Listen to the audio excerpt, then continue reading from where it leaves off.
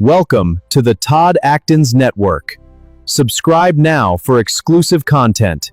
Follow us for the latest updates.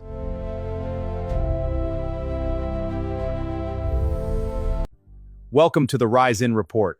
I'm Jay Wolf with the latest MMA news from Japan. If you're a fan of MMA, hit that subscribe button, like this video, and comment below. Did you get it? Okay. All right, it's Todd Atkins. I'm here with the Jay Wolf 1, and it's another RIZIN Report show. We've been doing quite a few of these. And this is going to be for RIZIN Landmark 15, which happened in Hiroshima. And great place to visit. You know, I visited there before. And I think it's the first card they've had, maybe ever, or it's been a long time. If they in ever Hiroshima, yes. Yeah, it's the first card they had in Hiroshima. And I know they're going to have one in Nagasaki, which is also the other place that, you know, obviously that we dropped a bomb on at one time. So I guess they're wanting to have shows in those locations. But aside from that, I kind of wanted to just kind of let Jay Wolf give his kind of his opening salvo of RIZIN Landmark 15 and kind of opening thoughts. Here, I got to take a call real quick. Pause it, and then we'll get.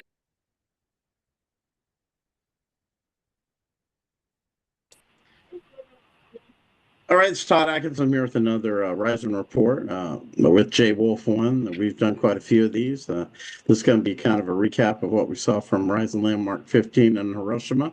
Kind of a landmark show, RIZIN's first show in Hiroshima, and they're also going to do a show in Nagasaki for the World War references between us and Japan.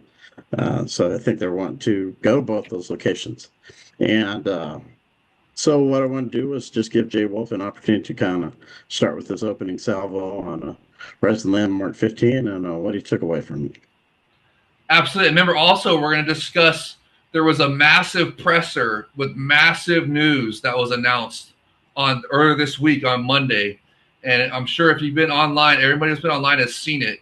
Massive collaboration news. I'll tease it a little bit by saying it's collaboration, and we'll get into it after. What we're going to do is we're going to do a review of this awesome Landmark 15 show, and then do a little bit of presser, and then get into the discussion that everybody wants us to have from the RIZIN FF Fans Discord server, where Todd was comparing Almighty Pride FC and the Epic RIZIN Fighting Federation, getting all the fans riled up. Like I've never seen them get riled up before, Todd. I wasn't trying to. I was just giving like an opinion. It wasn't even a strong opinion to me. It was just hilarious to see them all riled. Dude, you got riled up, man. Yeah, awesome. It wasn't something that I was saying that wasn't like I was taking unfactual information and giving it to him. It was just a factual opinion. So we'll have that debate towards the end after we review the card. We're gonna do a short review of the card. Do a short review of the debate. What it is what it is. Oh, there's gonna be a nice little debate, so the fans are gonna be excited. So, but yeah, this was a sensational Landmark 15 the results card. Speak for themselves. Yeah, well, that's what we're gonna get into. Yeah. So this Landmark 15 card was sensational. Like you said, it's in Hiroshima, the first ever event in Hiroshima. And how beautiful was it to see in a city where we dropped the atomic bomb to help end World War II. Now we have an American champion headlining and thrilling the crowd in Japan. Just goes to show you, I mean, 50 years later, 50, 60, 70 years later, I mean, what a difference, a few decades makes, and how beautiful is it to see our two countries just, coming together and just having a sensational event like this, having so much fun doing it. I mean, Danny Sabatello was absolutely sensational. And just, we'll get into that. Well, let's start with the first, go from the bottom up and then go to the main event stuff. And so we'll get through not the filler stuff, but the lesser fights, and get to the main ones real quick. But it was a sensational card. There was three, I call it the hat trick of grounded knee finishes, because there was three grounded knee finishes in this one. One of them was absolutely it was the most brutal, most sensational grounded knee finish that we've seen in years, bro. It was sensational, and we'll get into that. And then Danny Sabatello, man, wow, what a performance! got to finish everything, just absolutely sensational. We'll get into all that good stuff. So let's get right into this card right now here. And so the first, we'll just fly through these the prelims. You know, they were pretty cool. They were like I said, they were 2-round fights. One of them, the first one, was actually an amateur bout because there was the guys are under 18. It was one of their first fights, so it was amateur rules. They had headgear on, shin guards, all that stuff. So that one, it was cool to see up young guns and everything. But they were pretty good fights. We didn't really, but I want to say something we've said on the preview show about Suchi T800 Kamita. If you remember, I was talking about, hey, what was a T800? I was thinking it was T100, but no, it's because he was obviously referencing the Terminator franchise, right? And the Terminators are called T800s and the T1000s for Terminator 2. But it's Cyberdyne Systems Model 101. That's where I got the T100 from. So, but he had it right. So I just want to give him because remember we were giving him some shit on the previous show saying, hey, why is it T800? Why is it T100? But it actually is T800. That is the model that Arnold Schwarzenegger's Terminator was. So he had it right. And he had a badass walkout where he did to the Terminator 2 theme. So that was pretty cool. And then in the next, the final prelim was a women's atomweight bout, which is pretty interesting. Hime versus Ayin Hirata. That was a pretty cool bout. I'd love to see the ladies showcased.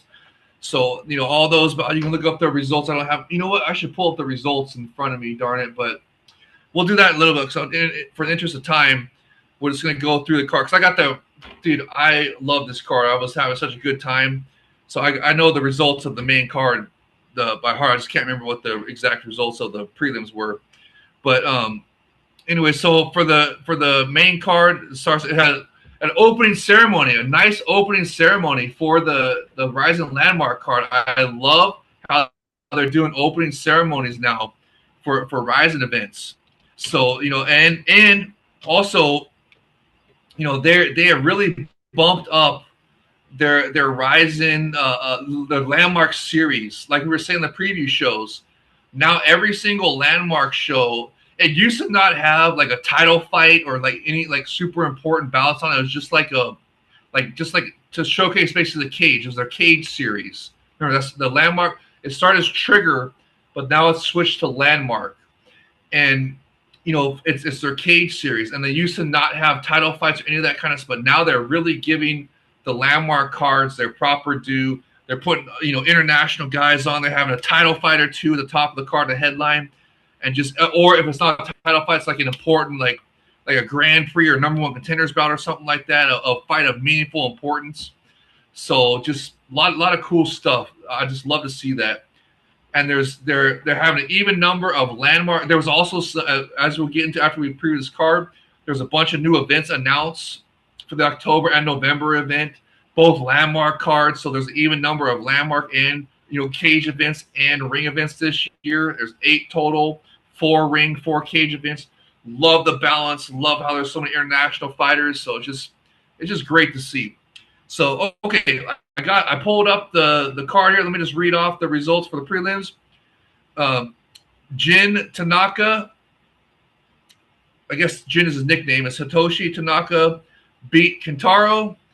Takuya Shibamura, he beat Taisei Mizugusugi, and it has both their nicknames on here, so I don't know which one. You have to look it up, see what their nicknames are. I don't want to take the time to do it.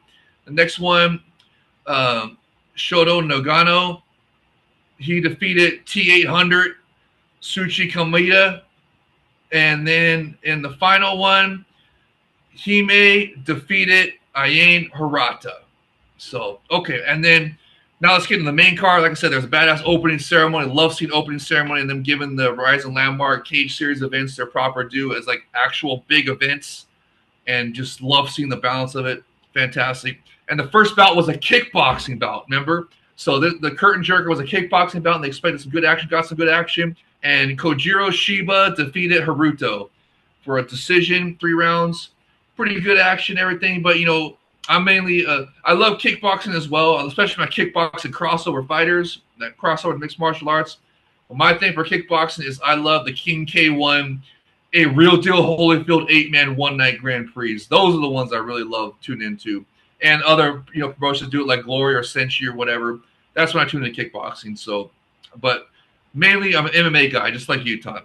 So let's go on the MMA cards. The very next one, like we're talking about foreigners, we had an international fighter, Jae-Hoon Lee from Korea, taking on Kyohei Takagi. And Takoya Takagi won this one. He got a TKO. And, oh, hold on. An ad just popped up on me. Sorry about that. TKO is round 3, it says. So he got it almost went the whole fight. And then got oh yeah, this is a good bout. I remember this one. He got kind of was like a comeback bout almost. So pretty cool showing from Kyohei Takagi. Got a nice finish, kicked us off with a finish.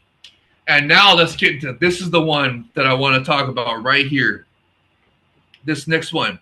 Shinji Sasaki versus Yota Hayashi. And this is Rice Hayashi. Remember, it was his nickname. And this is the one where if you haven't seen this, go get the replay. Go watch this fight. Dude, it had the most sensational, most brutal ground and knee finish that we've seen in years. It was nice.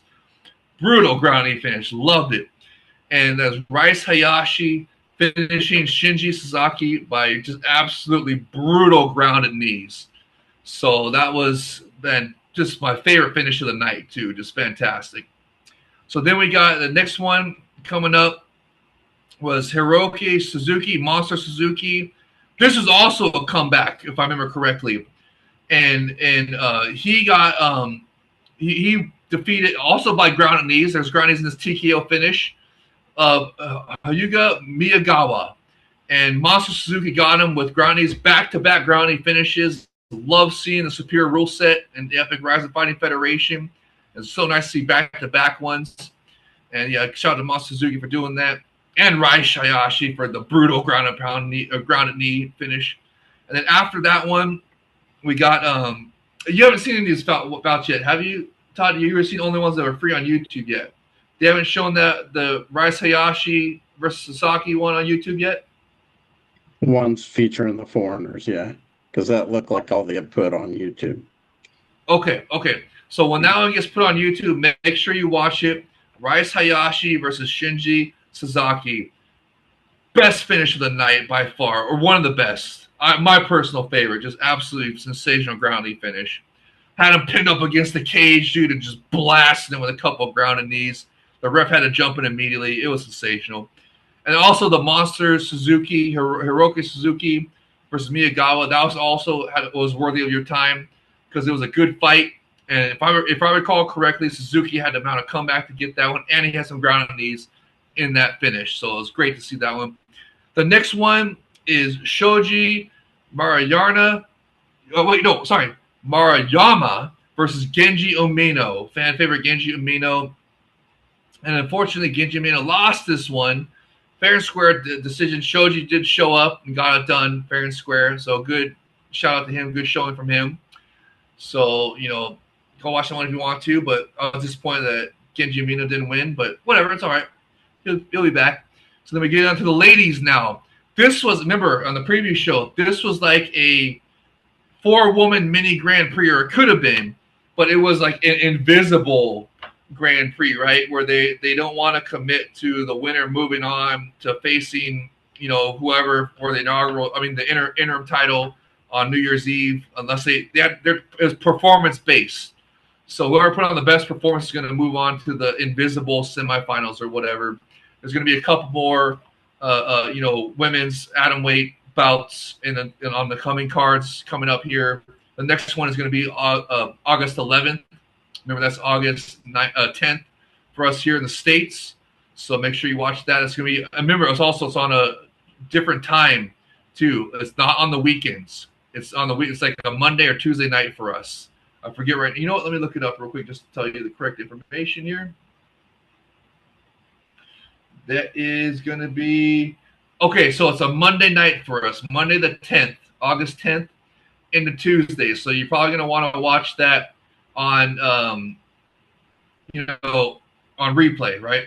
So, and then remember, Super RIZIN is after that is on September 10th, which is a Wednesday night for us. So make sure you put in to get off work early for those.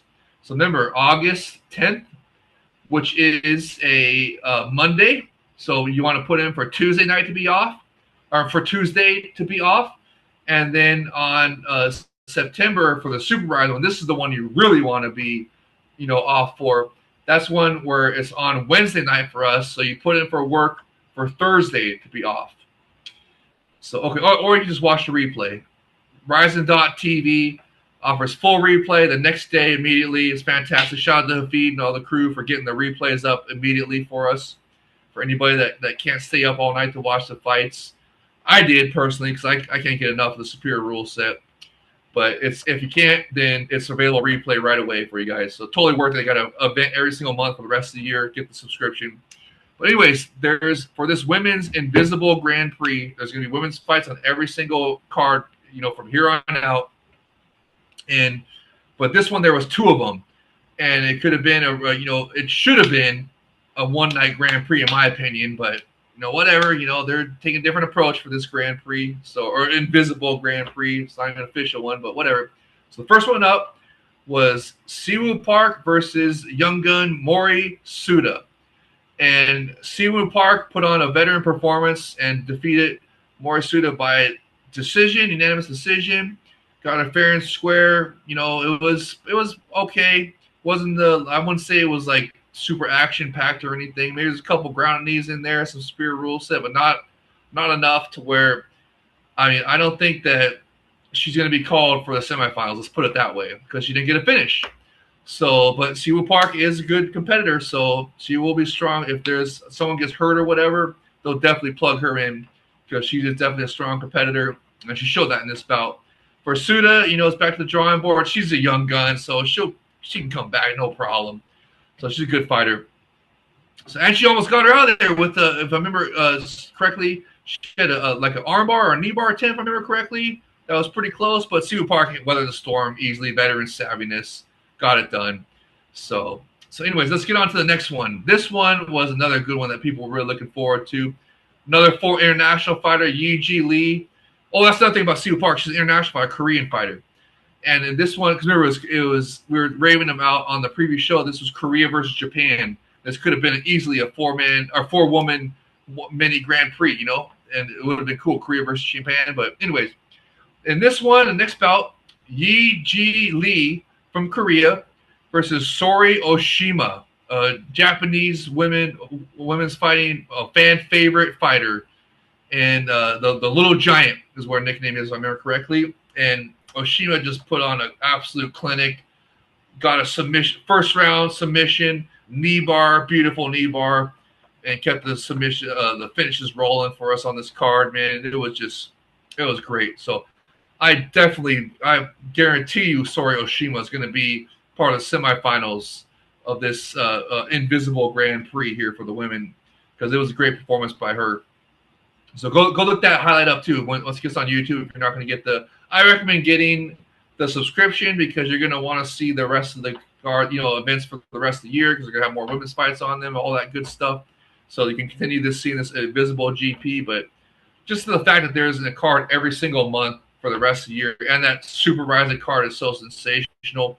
And the huge news that we're going to get to after we finish this card of the massive, like that presser where they hyped it as the biggest presser in their history. It's true. It was massive. I got it saved on the phone. It went viral at like 2-3 in the morning. It was trending on Twitter. It was crazy. It was awesome. I got the pictures. I got the picture proof. Screenshot it. Anyways, yeah, Sori Oshima, fantastic knee bar. Go check that out. And now we get to the fighter that we interviewed here, Johnny Hollywood Case. Go check out his interview we did right here on the Todd Atkins Network on the RIZIN Report. Great interview. Johnny Case, fantastic American fighter. Learn this story. Learn the lore of how he got his nickname, Hollywood. It's not how you think. It's not to pay homage to Dan Hollywood Henderson from Almighty Pride FC era. It's a different story. So you got to go check out the interview we did with him on the RIZIN Report right here on Todd Atkins Network to see. It's pretty cool. But Johnny Case, I mean, both these fighters were coming off of weight misses. He was so thankful to get the opportunity. He had told us back when he interviewed with us that, dude, he was taking the weight cut seriously this time. He was on point already. And he did. He hit weight, no problem, and made weight and put on a sensational performance. Got an absolute sensational finish with that. It was a TKO finish that started off with just a gorgeous uppercut, man, to ground and strikes. No superior rule set, but still fantastic finish. Just love seeing those uppercuts. And just, man, and listen to Johnny Case's post-fight interview where he talks about setting him up to score the uppercut. Like he noticed that he was looking for him to throw like the overhand. So he faked like he was going to throw the overhand and went with the uppercut and just got him. Just nice, dude. It was awesome. Shout out to Johnny Case. Great to see him. And this probably sets him up, puts him in title contention, or like we were talking about on the interview and the preview show, possible next year lightweight Grand Prix. So that's something to watch out for. Johnny Case for sure punched his ticket to that with this sensational performance. Made weight, did a sensational performance, sensational finish. Dude, he's going to be in it no matter what. He's in the title picture for sure in the Grand Prix if there's one next year. So watch for that. So, yeah, sensation. Definitely recommend watching that fight. Great to see an American fighter get a victory in the Japanese MMA game. I always root for my American fighters, especially Johnny Case. So, especially after we interviewed him. So, yeah, that was definitely one to watch. And then we go to the next one in the flyweight bout. This is one you've probably seen, Todd, or if it's not available on YouTube yet, you're going to want to watch this. Your boy Ersin Yamamoto from the Yamamoto clan. We were talking about that in the preview show. Todd had seen Ersin fighting way back when he was a youngster, when wrestling days. He's been wrestling since he was a youngster, and he showcased that in this fight. He out-wrestled and out-fought the young gun Breaking Down. That's Mikuru Asakura's promotion, Breaking Down. Very popular young gun fighter, Hiroya Kondo. He got, and it's back to drawing board for him. But you know what? Like we were saying in the previous show, you just got to get better on that grappling. And we knew that it was going to be like that where, Ersin was going to showcase superior wrestling. That's exactly what he did. And Kondo was, Hiroya, valiant effort, but just, not at that level yet where he can deal with a lifelong wrestler like Ersin Yamamoto. But he's getting there. I mean, he shows some glimpses, shows some good stand ability, good, wizard turning get off the cage ability, good defensive wrestling, sprawls and stuff to stay on his feet. But Ersin was he was relentless, just too much for him. So Hiroya would get there though. It's a good lesson for him. So that was a decision win for Ersin. And now we get into the good stuff. Now we get into stuff. This is the one where Todd, you've seen these fights, so we'll talk about this one. But the first one we're going to get to is the steamroller Shaydullaev's teammate, Yurzbek Tailanov, versus Olympic silver medalist Shinobu Ota. This was sensational. What? I saw Johnny Case's fight too. So. Oh, you saw Johnny Case's fight? Yeah, okay, cool. Yeah. Do you want to talk about that one at all real quick before we get this one? No, I mean, like I had told you off the record, to me, when I see Japanese guys fight each other, I'm not necessarily basing their skills on that. It's kind of like when, for those of you that watched the World Cup this time around, I wanted to see what the U.S. could do if they got out of the first round. Show me what you can do when you play the better teams. You know what I mean? That's kind of what I'm judging Japanese fighters on now. You can see kind of what their skill set is when they're fighting each other. But I want to see what they can do when they fight international opponents. So of these 3 fights that I watched on YouTube, it was kind of what. So you want to see Johnny Case fight international fighters? No, I'm talking about the Japanese fighters. What his opponent showed me is what I thought they would show me. You know what I mean? So for those 3 fights, it kind of went how I would expect it to go. Because we were talking with Hafid, the RIZIN PR guy that runs the RIZIN social media stuff, and he was saying that their game plan, that they do exactly like you're saying, Todd. They want to match up the international guys with the Japanese guys. And the only time they're going to match up international versus international fighter is for title fights. I personally think that's a mistake because Almighty Pride FC certainly didn't do that. Almighty Pride FC they had international fighter versus international fighter all the time, and that was some of the best fights in history. So I think they should seriously at least extend that to maybe #1 contender bouts in addition to title fights. But I mean, I think they should go far in that and just deeper stable. You would see that. You know, that's probably why they're doing that. I guess, but I mean, they were saying this because that's what the exactly like you're talking about. The Japanese mixed martial arts fans want to see the Japanese fighter versus international guy to see where they're at internationally. So that's what they're doing that for, and that helps them plan out their rankings. They can be international guy as we'll talk about later with the likes of Ryzen Prince, Akimoto. So we'll see how it goes, but I certainly would like them to match up international guys more because. It worked in Almighty Pride FC. I mean, some of the greatest fights that you think of in Almighty Pride FC was international versus international fighters. So hopefully they, like you said, Todd, once they get a deeper roster, maybe, then they'll start doing that. At least extend it beyond just title fights. So at least like #1 contender bouts, just so we get a little bit more. But anyways, okay. Yeah, Pride have many of the best international fighters in the world. So they had a very deep stable of guys, so they could do that no problem. Well, they got some of the best international in the lighter weight divisions. They got some of the top international fighters. Steamroller Shaydullaev is one of them. His teammate right here, breakout star on this card, Yurzbek Tylanov. Man, what a sensational performance against Shinobu Ota. I mean, just look absolutely so. Just dude, the takedown defense, the strike. I mean, everything looked great. And then he showed he knows the assignment. He beat him with the grounded knee. Sensational grounded knee. They call it a TKO because he followed up the grounded knee with punches, but they could have ended at that grounding because it was a massive, massive grounding knee. And it was a brutal one. It wasn't as brutal as Rai Hayashi's, but it was still brutal. It was nice. Very nice by Tylanov. A new contender is on the scene in bantamweight, 135 pounds. And as soon as he won, he got on the mic, called out Danny Sabatello for the title shot. I don't know if they can get a title shot right away, but he's definitely in the mix right away. Put him in. I mean, I wouldn't even be mad if they put him in a #1 contender bout right away, right next. So he looked fantastic. You can tell that he trains with Shaydullaev because Shaydullaev is arguably the greatest, the best lighter weight division international fighter outside the UFC right now. And which we just found out he just re-signed for a couple more fights with Ryzen. So the Sakakibara-san, the Epic Ryzen, they held off poaching from the UFC once more with Shaydullaev. I love to see it. You love to see it. They're preventing the poaching of their best fighters. That's great. It's a great sign. So, but anyways, his teammate Tylanov, sensational performance against Ota. Can't wait to see what he does next. I personally say put him in a #1 contender fight, fast track him to the title shot because he looks like he's got all the ingredients. So my personal favorite one is that he knows the assignment and threw superior rule set in his debut. To me, that's give him a title shot off of that. What do you think of this bout, Todd? You like this guy or what? I know. Oh, you know what?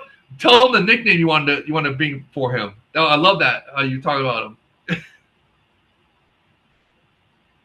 You're on mute. Unmute. Yeah, like Tylenol. It kind of sounds like his last name, Tylenol. Yeah, Tylenol, extra strength Tylenol. Put you to sleep. You get that guy a rest.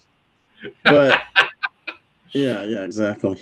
Yeah, he's good. I mean, that's what I'm saying.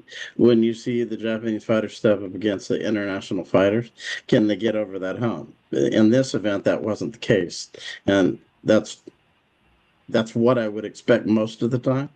So I was waiting to see. I mean, Ota did get hit low a couple times, but I think when you're looking at the overall skill level of the two guys, the guy who was the better skill fighter won in the fight.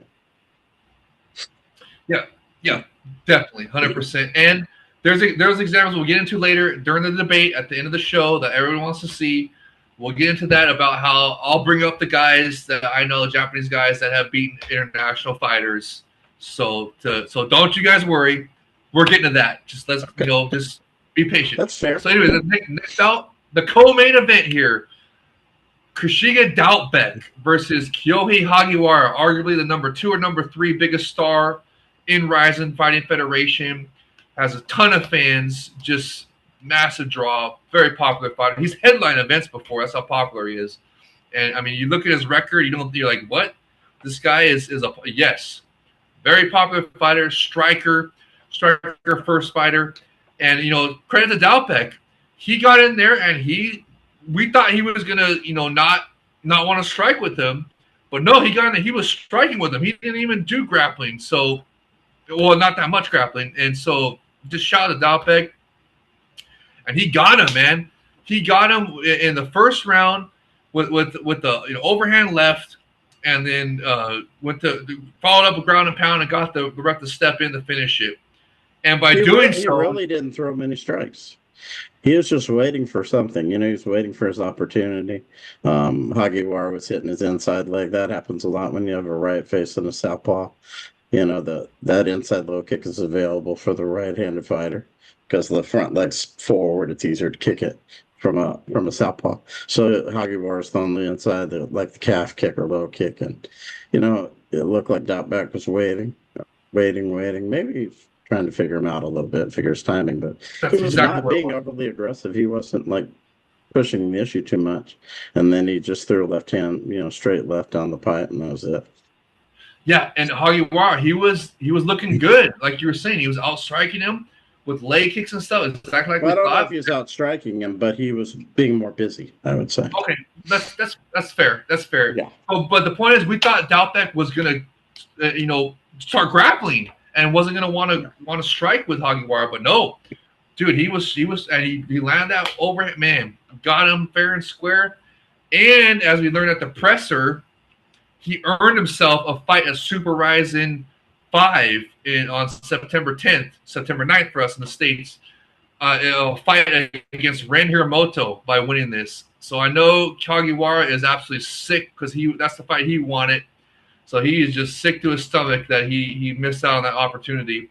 But hey, that's the fight game, man. I mean, that's what he asked for. So, and we thought that Dalpec was going to be too much for him.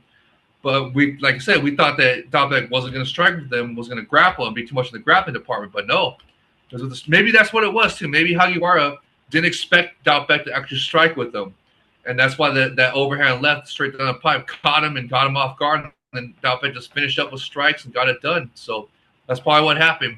So shout out to Dalpec. He's going to be facing Ren Hiromoto next at Super RIZIN 5 on September 10th, September 9th for us in the States.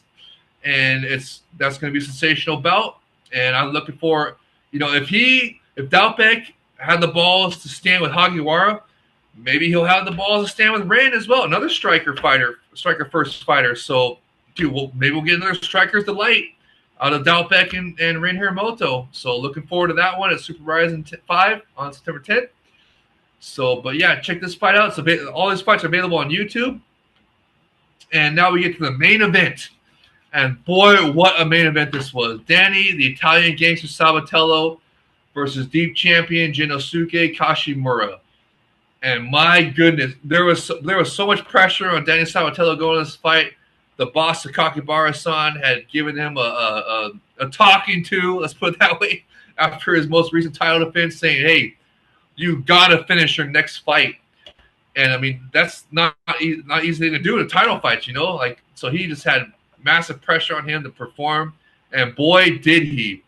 It was impressive. I mean, he just I mean, dude, it was, because his debut in RIZIN, it was a new mythical fighter was born, that we love to say. We call him K1 Striking Sabatello, because he was striking the whole time. And in this bout, he did the same thing. He was striking first. He was really, really hunting for that finish that Sakakibara-san had told him he needs to get in this bout. And he was really going for it. Exactly like we told him, on the previous show, that, hey, just up the volume of striking and go for that finish, and that'll be good enough, because we didn't know he was going to be able to finish it. But boy, did he. He went hunting for that finish, and he got it in absolute sensational fashion, to where it was a new mythical fighter was born of this bout right here. Danny One Punch Man Sabatello. Just a picture-perfect knockout that just floored Jinosuke. It was so nice. And then Danny Sabatello, afterwards, he went for a double Bruce Lee style just sensational flying stomp, coffin nail strike that would have been just, I mean, dude, it would have been devastating, but the ref really saved Jinosuke's ass. So that was, but man, how great was it to see Danny Sabatello not only score a sensational knockout victory, but to also follow it up with probably the most sensational strike in the superior rules in all mixed martial arts, in my opinion, which is the flying stomp. And just, he might have killed him if he had landed that. I don't think so. It would. If you notice when they do land, the guy's head hit the like when they bounce on the canvas like that. That's a concussion blow. Well, no, what would have happened was it would have. It would have, wherever it would have landed, it would have kicked his head to the side and kicked it out sideways like a ball. Said when he got dropped, his head bounced off the canvas. That's a concussive blow. He was already concussed, and he would have hurt him real bad had he landed that. It's probably I guess so. It's better that he didn't land it. He would have lived, though. It would have been finished because Sabatello threw like a left hook. It looked like it hit him on the back of the shoulder. What's his face? The other guy. What's his name? I forgot. Oh, because the angle that when you were watching live, it was behind him. No, it did. It hit him on the back shoulder, but his head was up in the air when Sabatello threw that right hook. That knocked him out. You know? Yeah. Oh man, that was. Yeah. Dude, it was so. Dude, we call him One Punch Man Sabatello. Danny King K1 One Punch Man Sabatello. That's a new mythical fighter because man, what a sensational victory! And I would have liked to seen that coffin nail flying stomp land.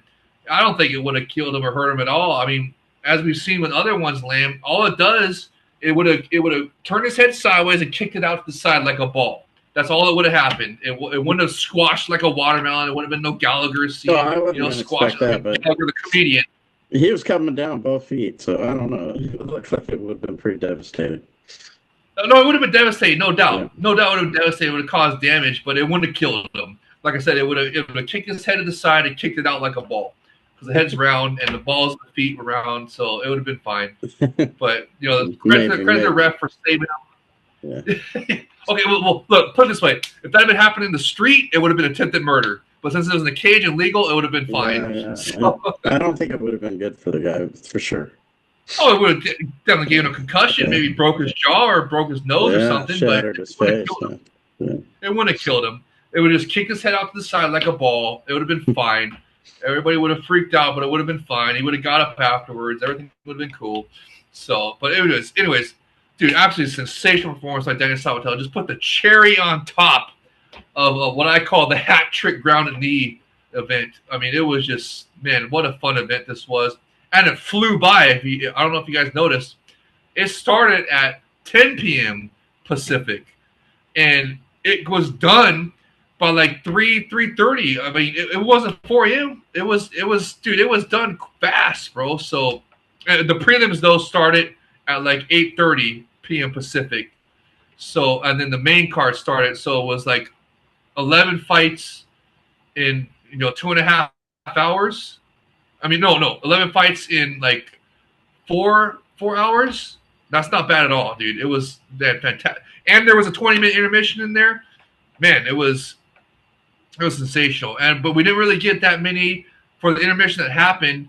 We didn't get that many announcements from Sakakibara-san. We just got a bunch of like recap announcements, stuff we had already been announced, because he was saving all the big announcements for the what we're going to talk about next, which was the ultra massive presser that it was an ultra massive presser that was 2 days later on Sunday night for us, but on Monday night in Japan.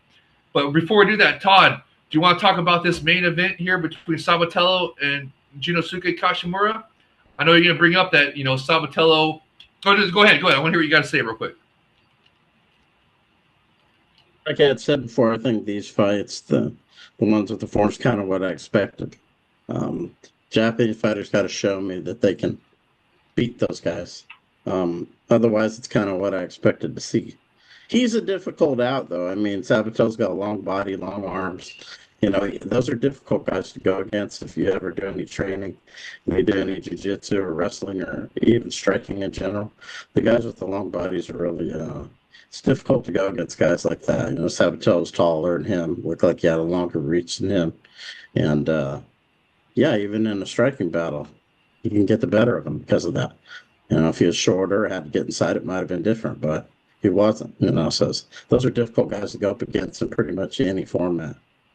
And he's a tough fighter, tough out for anyone. Yeah, for sure. I mean, he's a good fighter. He arguably could have been. He beat Rufian Stotts. I mean, it was a split decision, so at least one of the judges gave it to Sabatello. So it's not like he was getting demolished in Bellator PFL, right? It's elevated his game in RIZIN. I think it's given him a chance to fight under some different rules, fight some guys who maybe, like I said, aren't as good as the guys he was fighting in Bellator, perhaps, overall. And it's given him a chance to work on some things and grow as a fighter.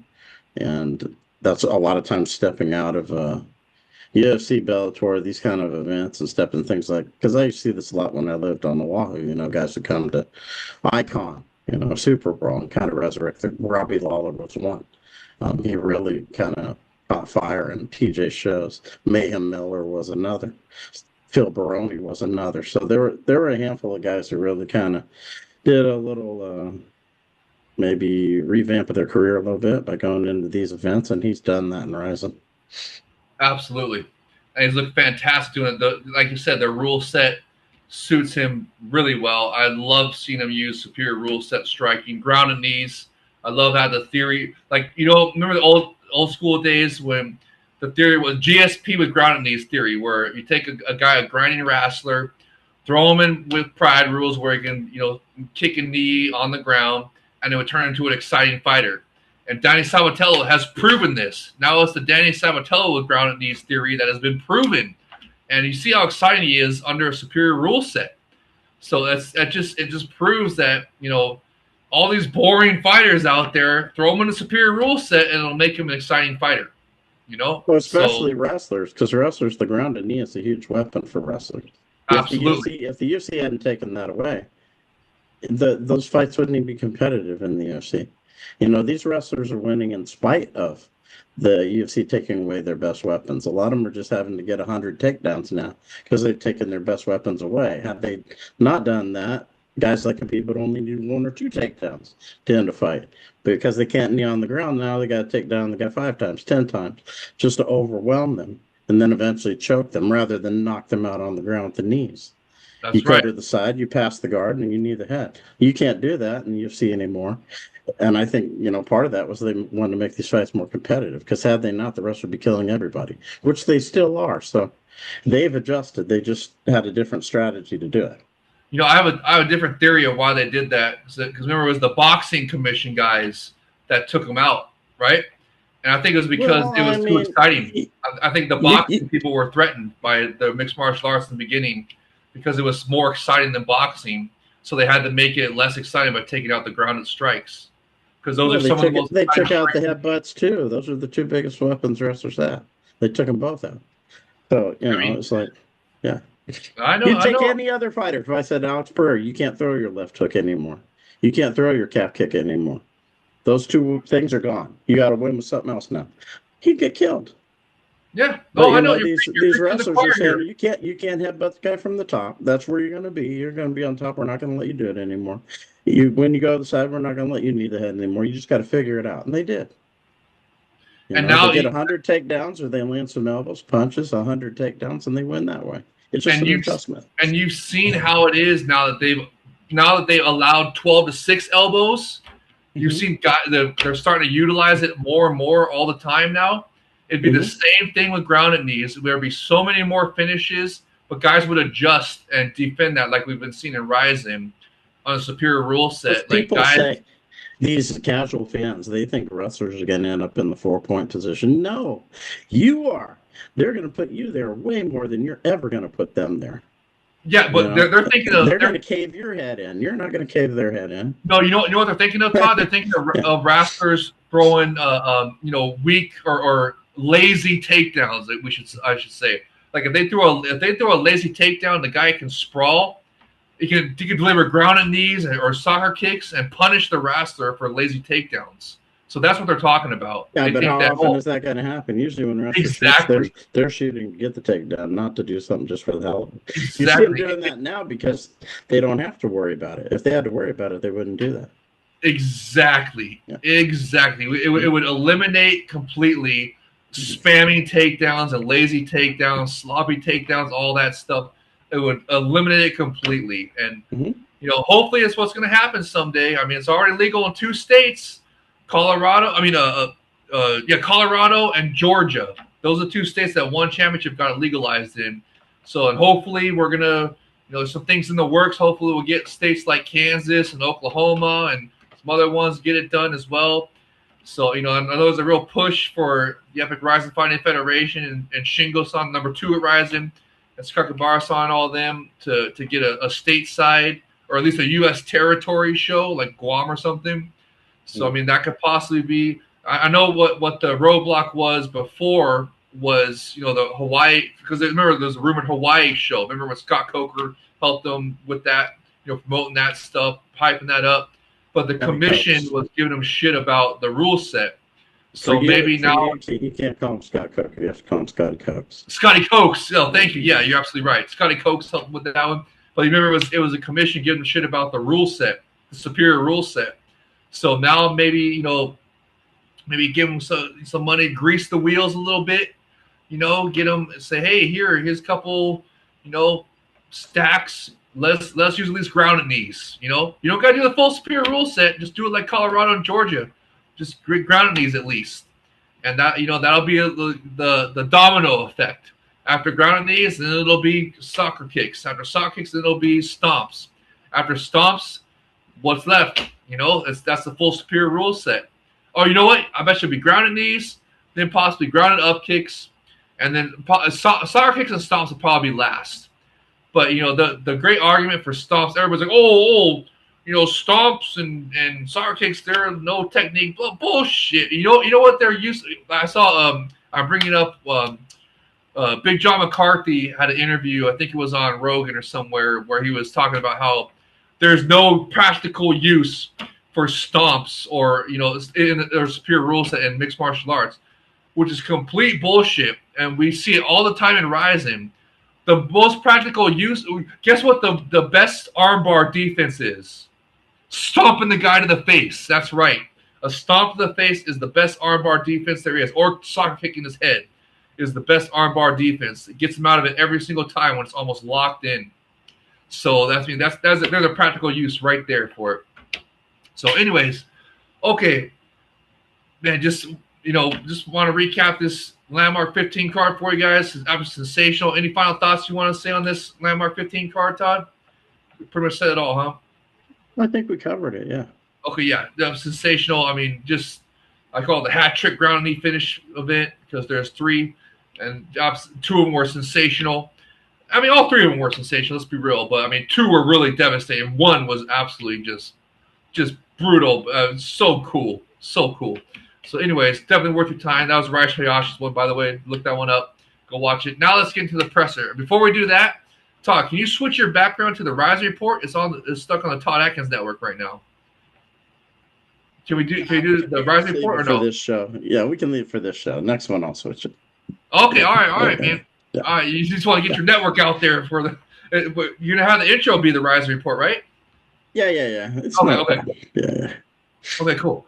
Now, okay, for this, I'm going to share my screen and bring up a bunch of stuff. Let me just go through a quick recap of what was announced at the presser, and go with let's start with the massive news first.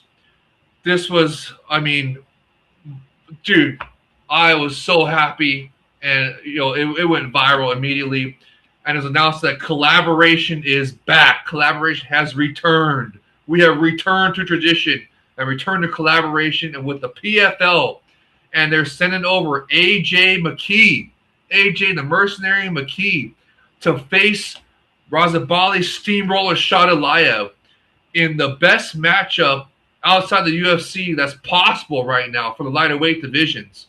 So, I mean, I'm seeing people saying that, hey, this is a UFC level matchup, and they're right.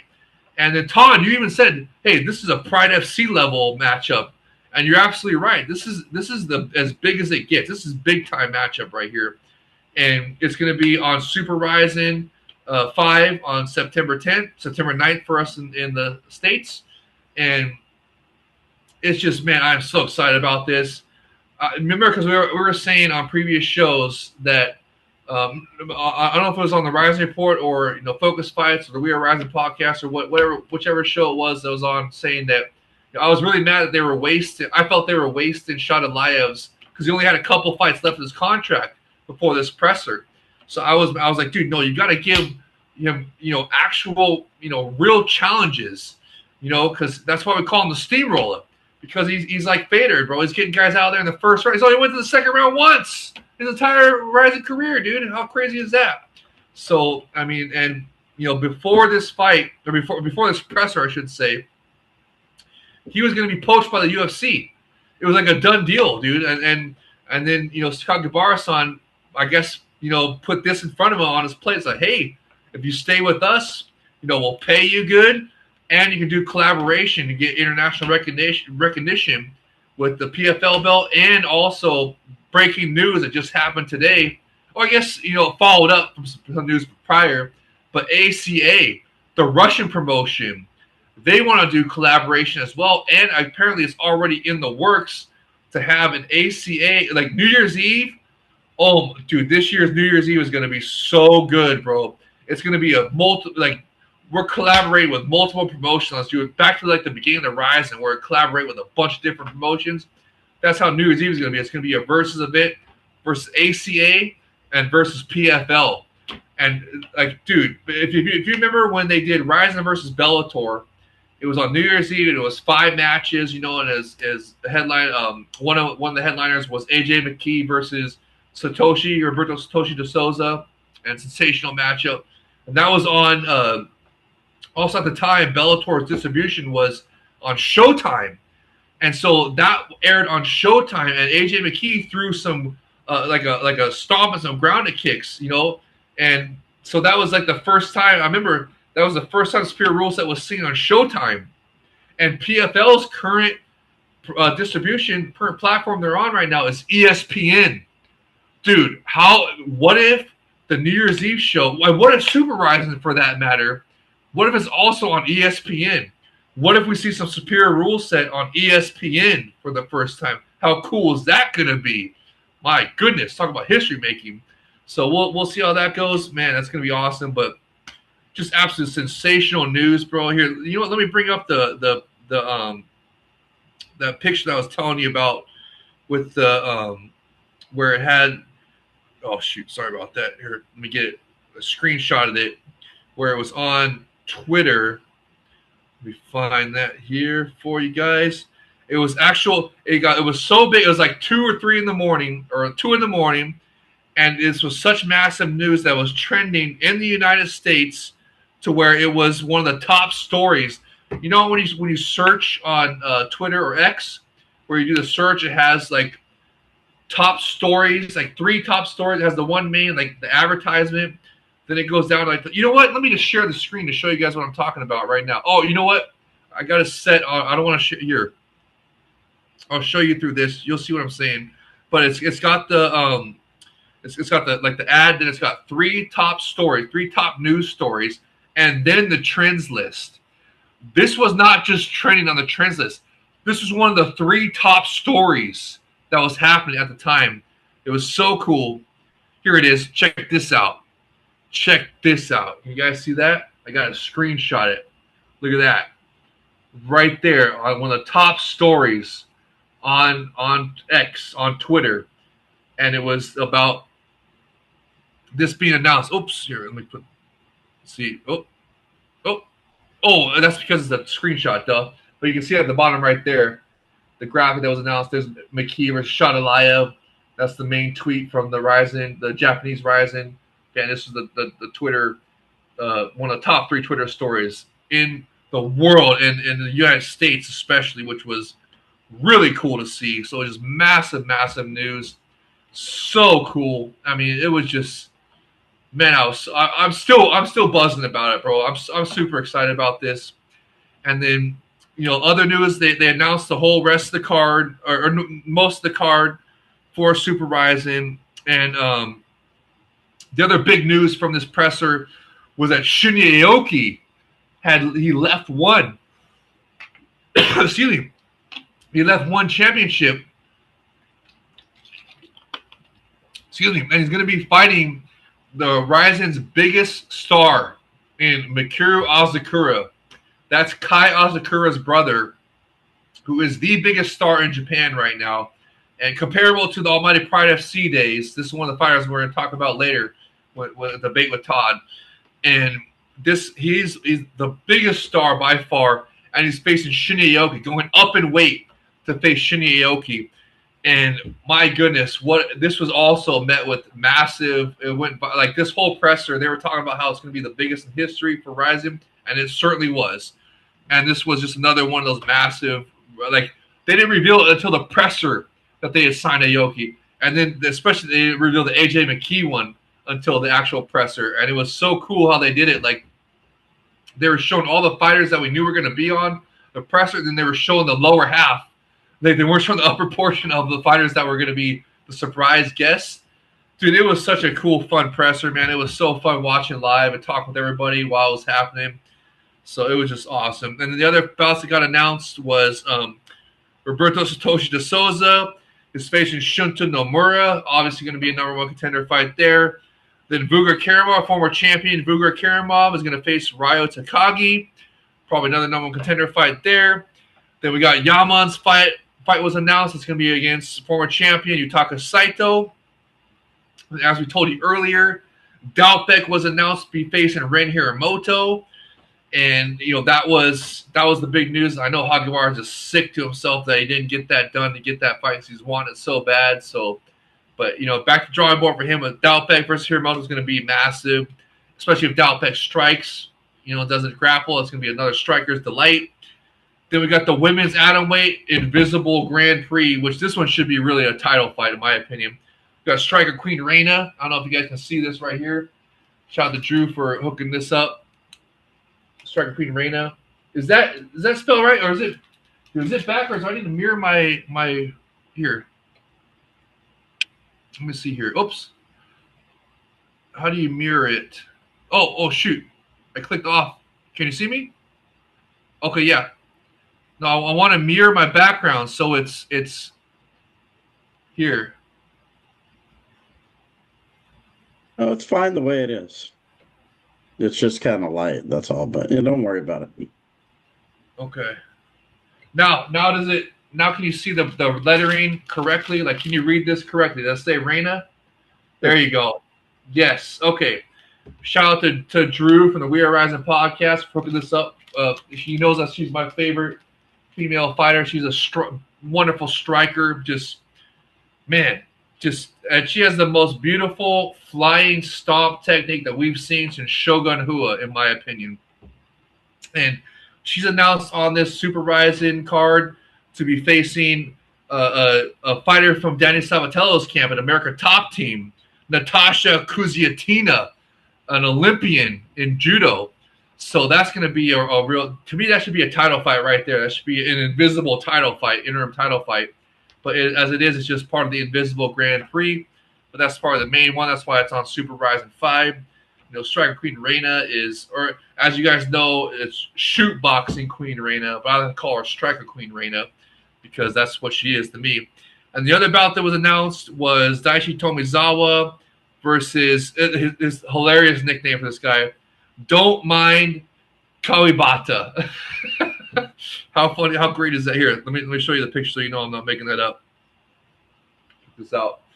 Can you see that there? Don't Mind Kawibata. How great is that? But yeah, those are the bouts announced so far for Super RIZIN 5 on September 10th, September 9th for us internationally on RIZIN.tv. Everyone go check that out. It's going to be sensational. And just, man, what massive, massive news. And they're not even done yet, bro. They're announced 2 more events. They announced the October event and the November event. And they're both landmark cards, bro. Here, now I'm going to do let me share the screen here and bring this up for you guys here. Okay. Let me go to my X account. Share here. It's loading for you guys. So yeah, they announced the full rest of the year with the events. Is it going to load? Come on.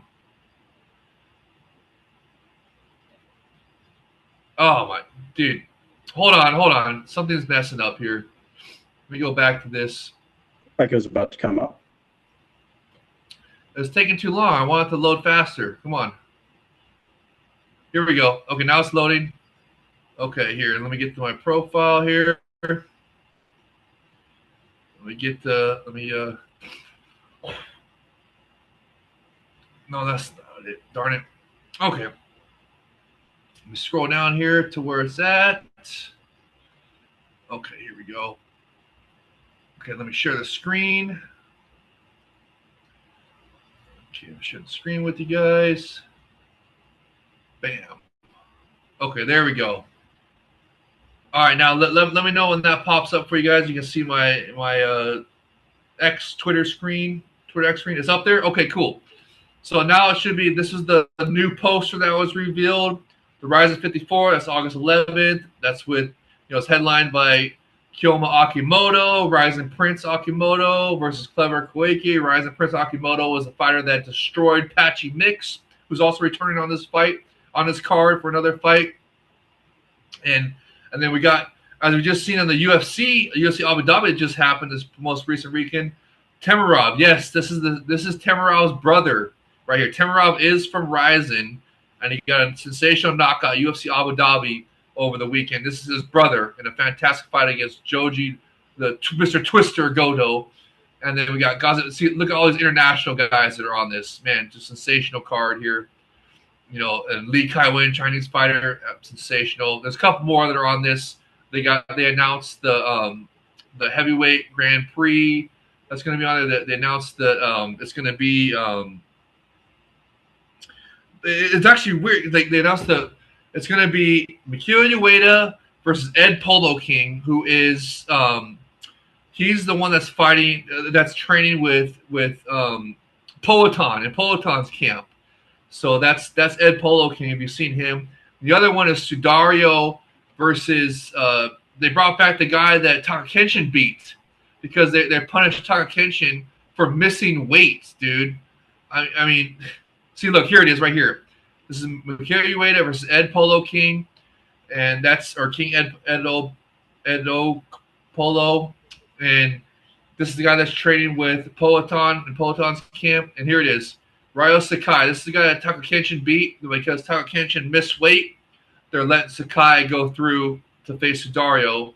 And a lot of fans are upset at this because it's like, Sudario is getting a free win here to go. It feels like they're trying to rig it for Sudario to get to the finals to win so he can face Sodakin for the actual belt on New Year's Eve. But we don't even know because it was also announced that maybe I liked it here. Let me see here if I liked it. I want to go back to. I got to stop sharing it because I got some other things that I shared that's actual fight footage. And I don't want to get this struck by copyright stuff. So I got to stop sharing it and get to the tweet that I actually want to talk about here. And it was announced that on the November card, they're going to have the heavyweight Grand Prix final. So those two bouts that we just talked about, they also announced on this super mega presser the October card and the November card. And like Todd was saying earlier, one of them's going to be in Nagasaki, and the other one I forget where it's going to be at, but they're both Landmark Cage Series cards. So, but they said that the heavyweight final is going to be in November, and that doesn't make sense, the timeline. If that's going to happen, 1 month turnaround for a New Year's Eve title fight against Sodakin, that doesn't seem fair. So it makes me wonder, are they going to have something different for Sodakin on New Year's Eve? Possibly, did Ryan Bader heal up from his knee injury? Is he going to face Sodakin for the inaugural title like was supposed to happen earlier this year? So, and of course, I cannot find that stupid tweet that I'm talking about. Darn it, I got 100 others here.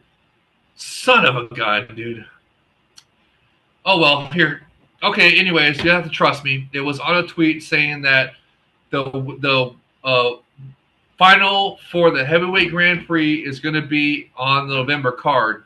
So that's what's leading me to believe that, hey, is that, what's going to happen for Sodakin on New Year's Eve? Because 1 month is way too quick of a turnaround, especially at heavyweight. Unless it's like a first round quick finish, there's no way they're going to do. It's got to be Bader or somebody coming back on New Year's Eve, or maybe it could be a collaboration.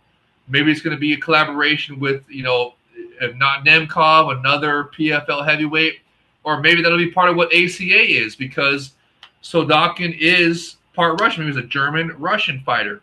So maybe that's going to be one of the main, maybe that'll be the headline of the ACA collaboration. And matter of fact, speaking of that, let me share this screen with you to show you that tweet. Hold on 1 second. I'm sharing the screen now. This was just breaking today. So you see 12 hours ago. Here, Todd, let me know when it's up on screen. Is it up on screen yet? It's up on screen. Okay, cool. So you see 12 hours right there. That was just earlier today. ACA, they're going to hold 5 to 8 matches on New Year's Eve event. I mean, it's a top priority of the collab with RIZIN. So to me, that's saying that it's going to be Sodakin versus the ACA champion, probably, for the inaugural RIZIN heavyweight belt. That's my personal best guesstimation of what's going to happen. That's the only thing I can think of as to why they would be holding the heavyweight Grand Prix final on the November show, because that's not enough turnaround time to face Sodakin on New Year's Eve. So it's got to be something like this or Ryan Bader. Okay, now let's go back to the other screen, but I got to stop sharing because I got to scroll past the footage. We don't want to get copyright struck here. So let me get down there here and scroll through there for you guys here. Okay, so here we go. Let me share the screen for you. Sharing it right now. Okay, there we go. All right, Todd, let me know when that's back up on screen where you can see it. It's good? You can see it? Okay. Excuse me. Jeez. So as you can see right here, the title fight is available on YouTube. A bunch of available on YouTube, but I would recommend going to get the replay anyways. Just sign up for the subscription. It's only $16-17. You get the full event replay. You get the, for the rest of the year, they have an event every single month for the rest of the year. It's totally worth it. So just go to RIZIN.tv and sign up and get all of that stuff. So we went over these announcements, and look, check it out. Here's a picture of Danny Sabatello going for that flying stomp. And here are some of the great pictures here. And there's the posters, all that stuff that was announced. Oh, and look, John Martin even got on there. I'm not going to play it because I don't know if we can. The volume or the audio will come through on a shared screen. But John Martin was talking about how, this collaboration is happening, how it's history and everything like that, and how it's going to be. Now, this is another good thing we need to make sure we talk about for this sensational announcement for this presser about Razhabali Shaydullaev versus AJ the Mercenary McKee. It's going to be for both titles. So the PFL title and the RIZIN title are going to be both going to be on the line for this fight. It's just because of extra layer of intrigue and also, if I bring it up here, there was a tweet talking about. I do want to say something before you can. I think this is a big kind of litmus test for Shaydullaev in a little ways. He has had some good wins, don't get me wrong, but this is a big step up. AJ McKee is a big step up from the guys he's beaten. Oh, 100%. I'd say the closest guy would maybe be Archuleta, but he's not even on the level of McKee. He's a good fighter, though. Don't get me wrong. Archuleta's got good skills, some similar skills to McKee in terms of his wrestling and stuff. But McKee is an incredible athlete. He has very good submissions for a wrestler. So it's going to be very interesting to see how these two guys approach it because it's a huge step. I think McKee's probably fought the better competition, really, but it's going to be an interesting. If Shaydullaev can run him over, that's a huge statement. Oh, huge. Yeah, because nobody's ever finished AJ McKee. And the steamroller Shaydullaev is known for steamrolling guys in the first round. If he can do that to a fighter of the caliber of AJ McKee, dude, he is him. He is the one the best fighter outside the UFC besides Nemkov and Ngannou. Obviously, the best lighter weight fighter outside the UFC is clearly Razhabali Shaydullaev. No ifs, ands, or buts about it. And the other cool thing that was announced, that was great input of Todd, is that announces that if whoever wins this possibly might be facing Khizriev next, which is PFL's #1 contender right now. So, I mean, dude, it just keeps getting better and better. And that also is what enticed Shaydullaev to re-sign with the Epic Rising Fighting Federation and forgo getting poached by the UFC for peanuts.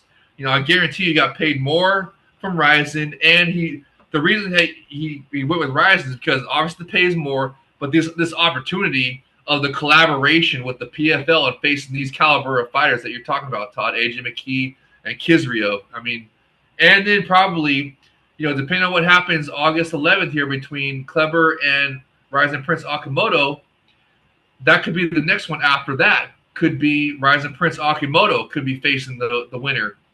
So, you know, if he or Kleber, whoever wins that one.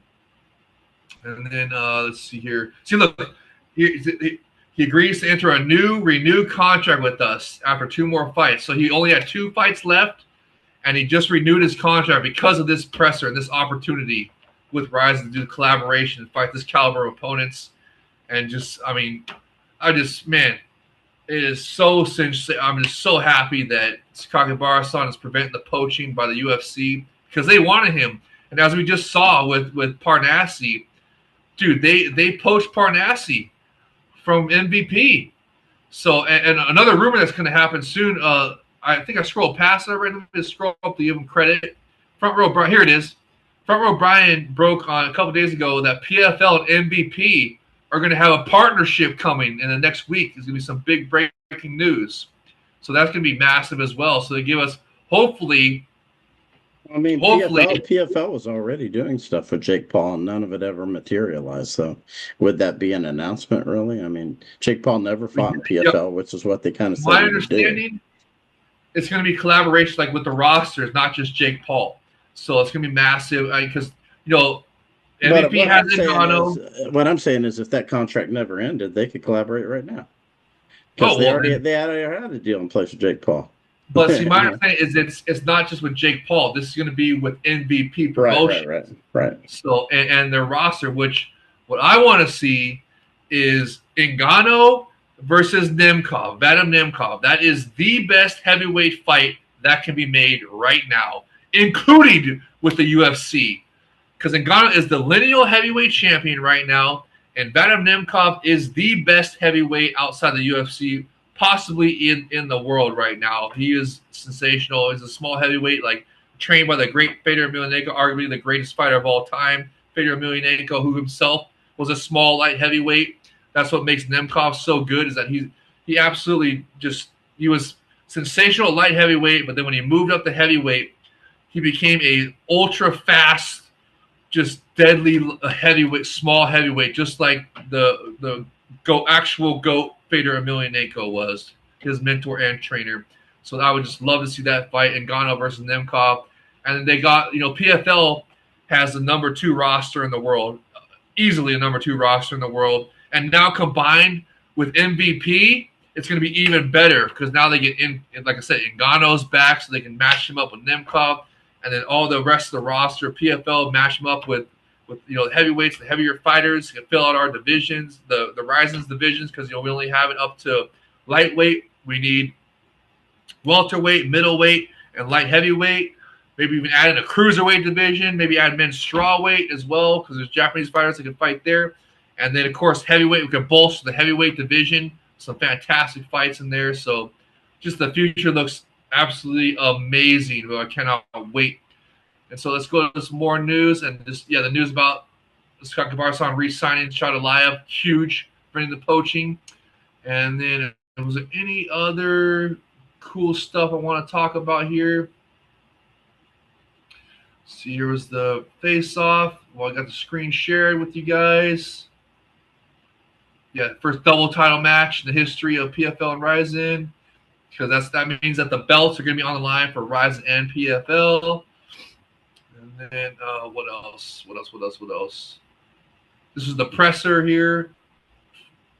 And look at all these fighters now. After this was announced, Paul Hughes, one of the PFL stars, lightweight, was saying it's his dream to fight in Japan. These fighters got RIZIN dreams, Japan dreams. They don't got UFC dreams. They got Japan dreams. They got the epic RIZIN dreams. They want to fight in RIZIN, fight in the superior rule set. So he wants to face the winner of Shaydullaev, AJ McKee, or the lightweight champion. So I would love to see Paul Hughes come over and fight in RIZIN. And you know what? Why not do a RIZIN International event, or RIZIN World Series event, as they call it, in Ireland, and have Paul Hughes fight for the title in Ireland? And you could do a joint PFL RIZIN Ireland show. Have Paul Hughes. They got Gallagher's on the fighter Gallagher, not the comedian Gallagher like we were talking about earlier. The fighter James Gallagher, Paul Hughes. They got some Irish fighters, so they could definitely pull off. And of course, PFL's rosters added. They could actually obviously have plenty of Irish fighters as well. There could be a sensational RIZIN World Series event with the PFL. I'm telling you, it'd be awesome. So, and then let's see what some other ones that's announced here. Just going through the announcements of all the card that was announced. Let's see if there's anything else. Yeah, show live. Blah, blah, blah. The poster. Look at this poster for the Invisible tournament. They just call it. They don't even call it a tournament. It's called Super Atomweight, but I love it. I think that's Striker Queen Reina putting the crown on because it looks like a beautiful woman, and that she is certainly that. And it's got all the fighters that are in the tournament here. So, or the Invisible tournament, man, it just makes me so mad that it's not an actual real tournament. So, but where is the rest of the announcements of the card? I know I retweeted it for you guys. Darn it. I want to get that, show you the October and November card was announced. So, okay, here we go. This is the card for the super awesome presser. Oh, let's get past the footage. It didn't play. Here it is. So the October event is in Nagasaki. There we go. So that is on October 3rd, just Saturday. So that's Friday night for us. So another Friday night card. That's another thing about this event. Landmark 15 was on Friday night. So it was great to see superior rule set and then compare it with the UFC the next night. And I love seeing the fans just say, every time there's like Todd was saying, when they get in a position where they could throw some grounded knees or some soccer kick or something, fans are giving them shit now going, hey, or when there's an illegal knee that happens, fans are going, hey, this should be legal. Look at what just happened in RIZIN. They had 3 sensational ground knee finishes. Nobody died. Nobody got seriously injured. Nothing. Why are these illegal in the UFC? It's ridiculous. Just like a 12-6 elbow, it should be legalized. And the finish rate would go through the roof. Everything, it would just be sensational. Action would be sensational. Everything. So anyways, this was another Saturday event. So that's Friday night for us international fans on Friday night, October 2nd. And that's going to be in Nagasaki, the Happiness Arena, the first ever there, if I remember correctly. Excuse me.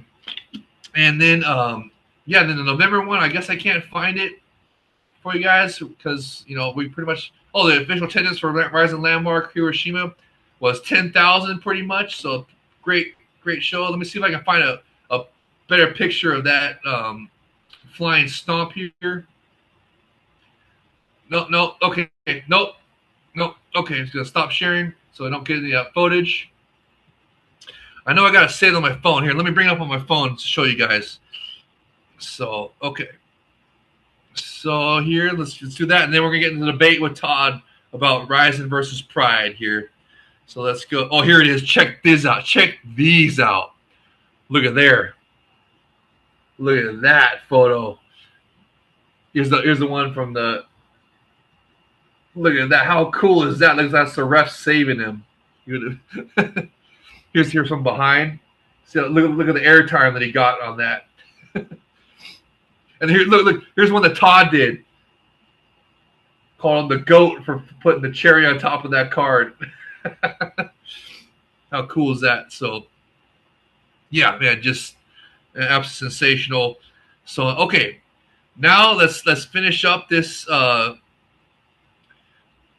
finish up this show. Now we're getting the for that all you've all been waiting for here. That Todd sent the Ryzen Ryzen FF fans Discord server into an absolute tizzy. Got him riled up like I've never seen before. It was so hilarious. It was awesome.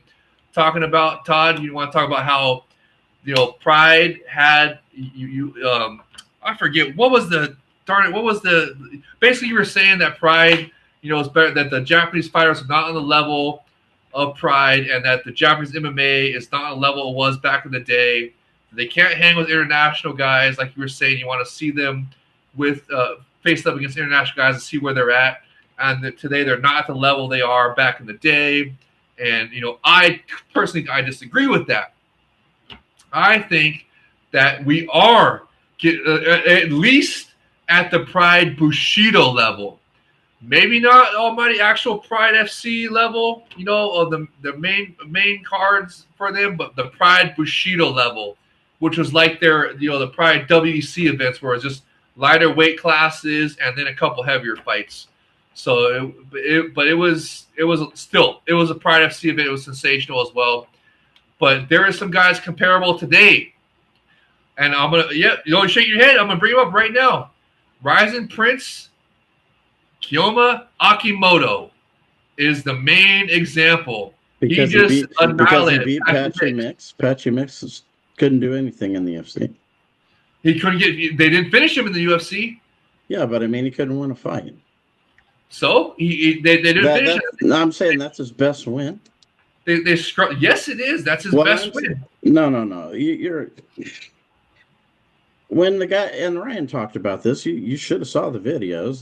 The fact that you're asking these questions, and me and Ryan were both there. Ryan trained, fought. He trained with a lot of these guys, fought some of these guys. And the reason we wanted to see Sakurai, Rimina Sato, Gomi, Sakuraba, they were beating multiple guys handily. Yeah. You bring very good international fighters to Japan, and they were beating them in dominant fashion. That's why we wanted to see them. Akimoto beating Patchy Mix is nothing. That's the he has to beat 5 or 6 international fighters like that in a row. Well, I mean, hey, Clever is the next one. Clever is the next one. If he can get by Clever, then he's going to be in a title fight with Shaydullaev or somebody else, international fighter. So he's on his way. If he could go on a run where he wins 5 or 6 fights in a row, or he beats some guys that are highly known. The Pride guys didn't even do that, though. Yeah, the Pride guys. No, we're talking about guys in Shuto who went to Pride Bushido, guys like Sakurai, guys like Gomi, even some guys in Shuto that you don't even know. There were guys, Hiroki Abe beat Pequeno Nogueira. You had guys like Mishima who would beat guys. You had guys that never even made the big time who'd come in and beat very good international fighters. They had talent up and down the roster, and the reason they had that is because these guys had a lot of fights before they ever became pros. You couldn't just get into professional shooting. You couldn't say, I want to be a professional shooter. No, you had to work your way up through their amateur system. You had to fight BC class shooter. You had to fight amateur.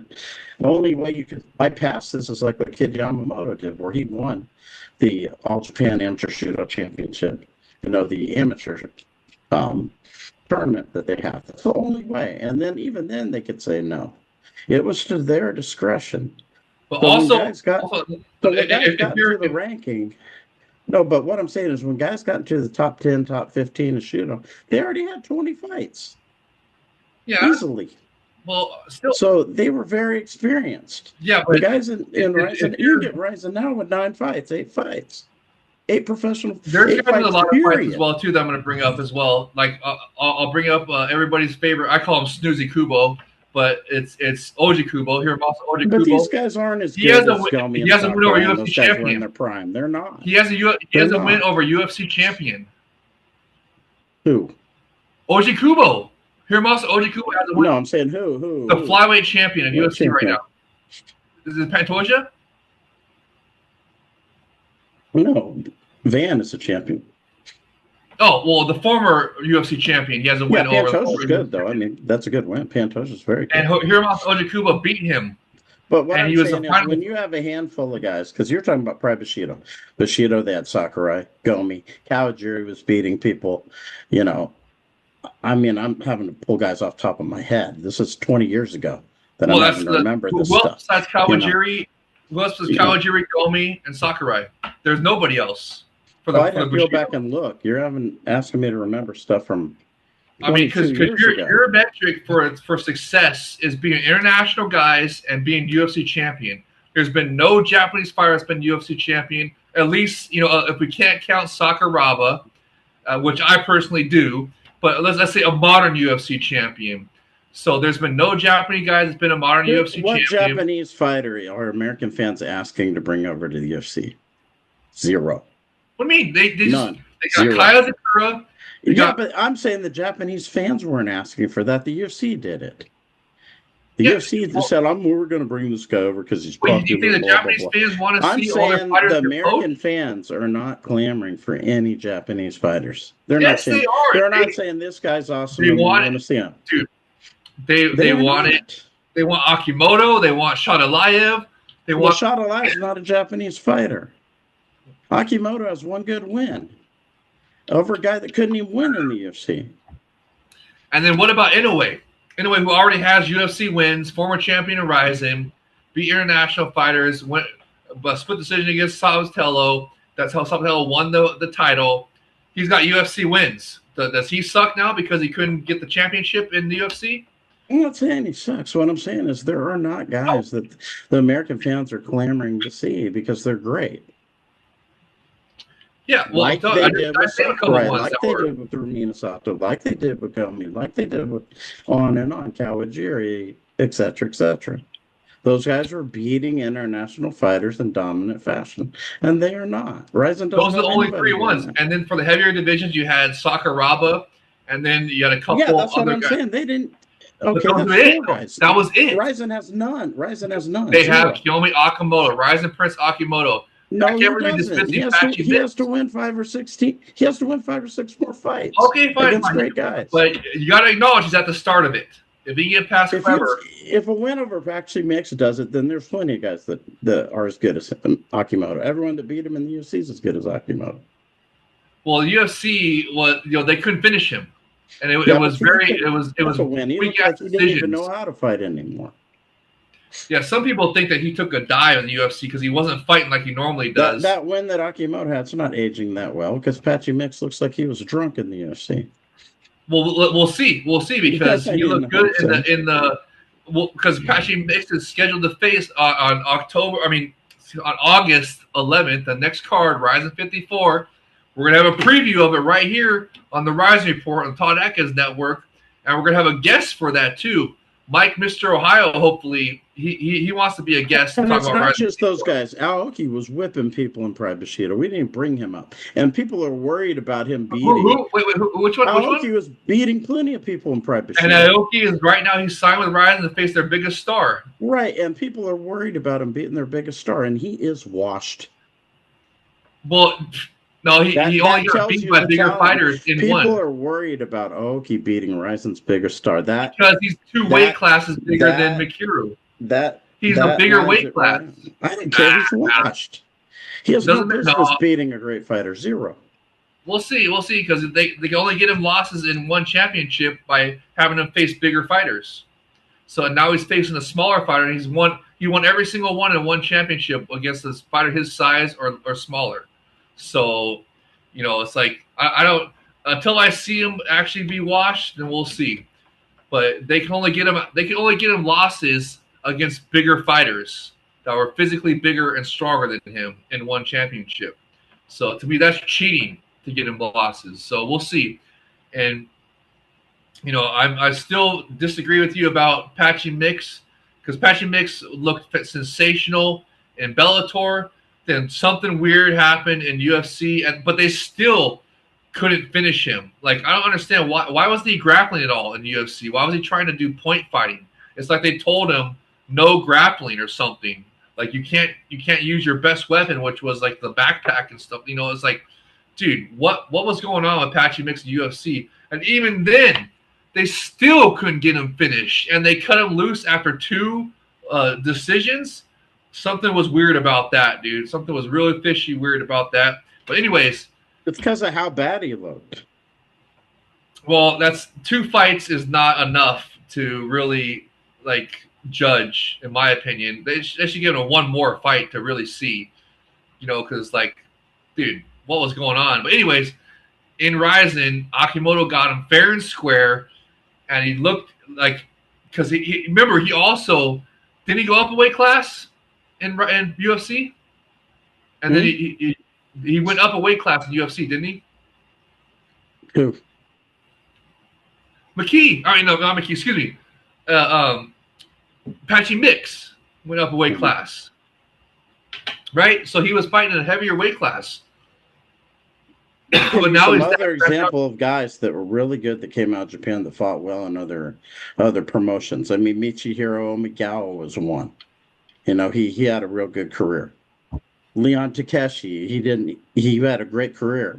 He lost recently, but he was old at this point. He was a great fighter. Yeah, but there's not terrible guys in them in Ryzen. Hiroyuki Takaya was another guy who fought in Pride Bushido. You know what I mean? So there were guys that were very could not good. Get it done. Even Gomi couldn't get it done in UFC because he was obviously over the hill at the time. Yeah, he was over the hill at that time, but you could bring guys into Pride Bushido and he wiped the floor with them. Yeah, and that's what's happening in Ryzen. They're bringing international guys in. Ryzen doesn't have 6, 7 guys that are Japanese that can be all kinds of international. They're all getting their butt kicked mostly. Well, now we'll see. Well, because it just started this year. They just started bringing international guys back this year.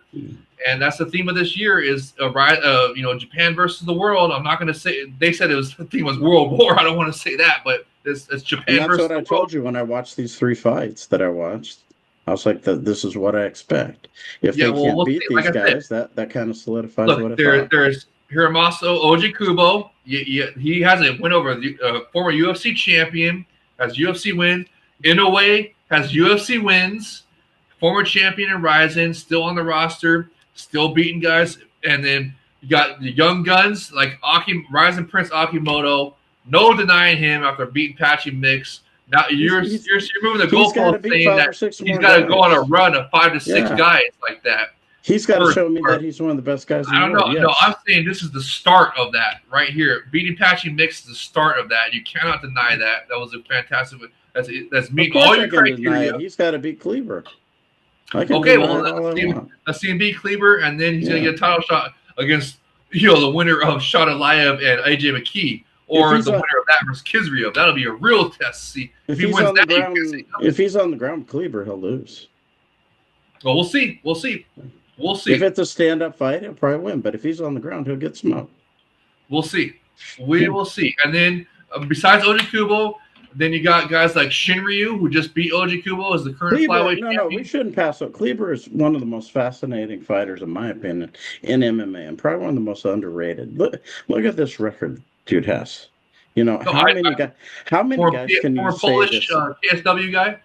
How many guys can you say this about? Hold on a second. Look at this. I know he's one of the greatest lighter weight submission. Yeah, that's him what and I'm saying. Satoshi-san. They were from the same camp.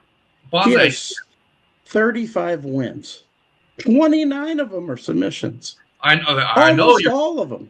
You're preaching to the choir here. Him and Satoshi are it's insane. For the lighter weight divisions, arguably the best grapplers, submission artists in the lighter weight divisions. Yeah, he's got kind of a Nagara body, long body, what I was talking about earlier, about Sabatello, but in reverse. He's got a long body. You get on the ground with him, he can do things that other guys can't because he's got more range. Range of the triangle, range Absolutely. of, sweet. Guys like that are a bitch to grapple. I used to grapple Eric Kiahi. Kiahi was his name, and he would go against two of us at the same time. You know, because he was so long. Yeah, he would go against two of us at the same time. That's crazy. He was real tall. He was like 6'7", 6'8", and he would grapple two of us at the same time, being his bow. That's you know awesome. what I mean? Yeah, and guys that are long like that, they have that range and adaptability to do that stuff. I mean, dude, we see it in action. We saw Clever get a sensational submission over not Shaydullaev, excuse me, over Archuleta. Just a crazy knee bar, leg lock, whatever it was, submission. Just totally just like jumped into it like almost like a oh my god, like a an Imanari roll, basically almost into it kind of a thing. But no, it was awesome. Go check out that fight. Clever versus Archuleta, sensational finish, sensational submission finish, leg lock finish. But yeah, you're absolutely right. He's one of the best. No, he is 36. I mean, he's not as young as he used to be. But, like anything below 40 is fine. You think so? Anything below 40 is fine. Yeah, I think so. Unless until their performance shows otherwise, as long as they're under 40, it's fine. Khabib was always like, once you hit 30. Well, honestly, that's maybe for their prime to be over. Once they're not in their prime anymore once they hit 30. Because that's how, like, look at my favorite example is like NFL running back. Running back is like, that's one of the most demanding positions in the NFL, and a superstar is in his prime till about 32 to 33, and that's, to me, that's the gauge of when, and really when they hit 30 is when they start to decline. But they still got it for another couple years, but you rarely do see a superstar running back in the NFL past age 32. It's like, so to me, what except for Khabib was talking about is their prime. Except for Derrick Henry. yeah, exactly, right? Yeah, he's a but super. No, and of course, there's exceptions to the rule. But I'm just saying in general. Yeah, in general, most guys, their prime starts to decline at age 30. That age 30 wall, that's when it starts. And then, obviously when they're 35, they're obviously not in their prime anymore, but they still got it until their performance shows otherwise.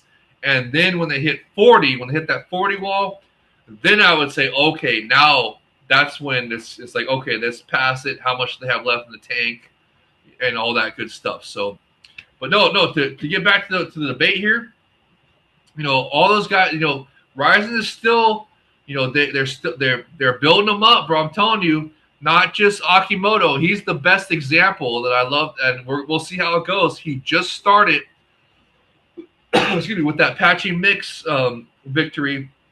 He's facing Clever next as headlining. That's how big of a fight it is. See, I'm telling you, they got a lot of faith in him. That's headlining. But Kleber's a great fighter too, so I mean, it should be headlining not just because of him, but because of what Kleber's accomplished.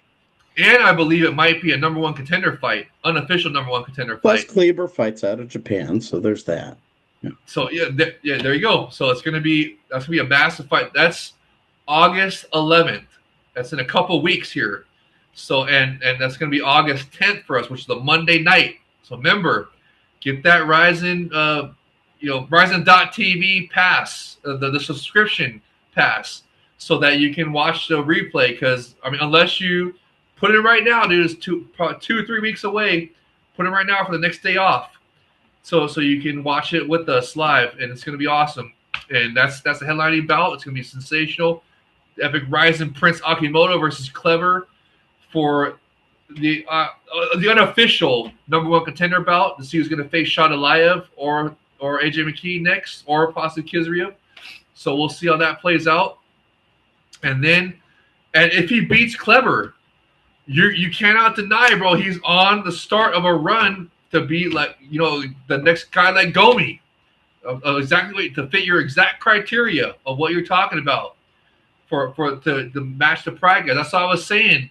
I feel like we've gotten to Pride Bushido level, in my opinion.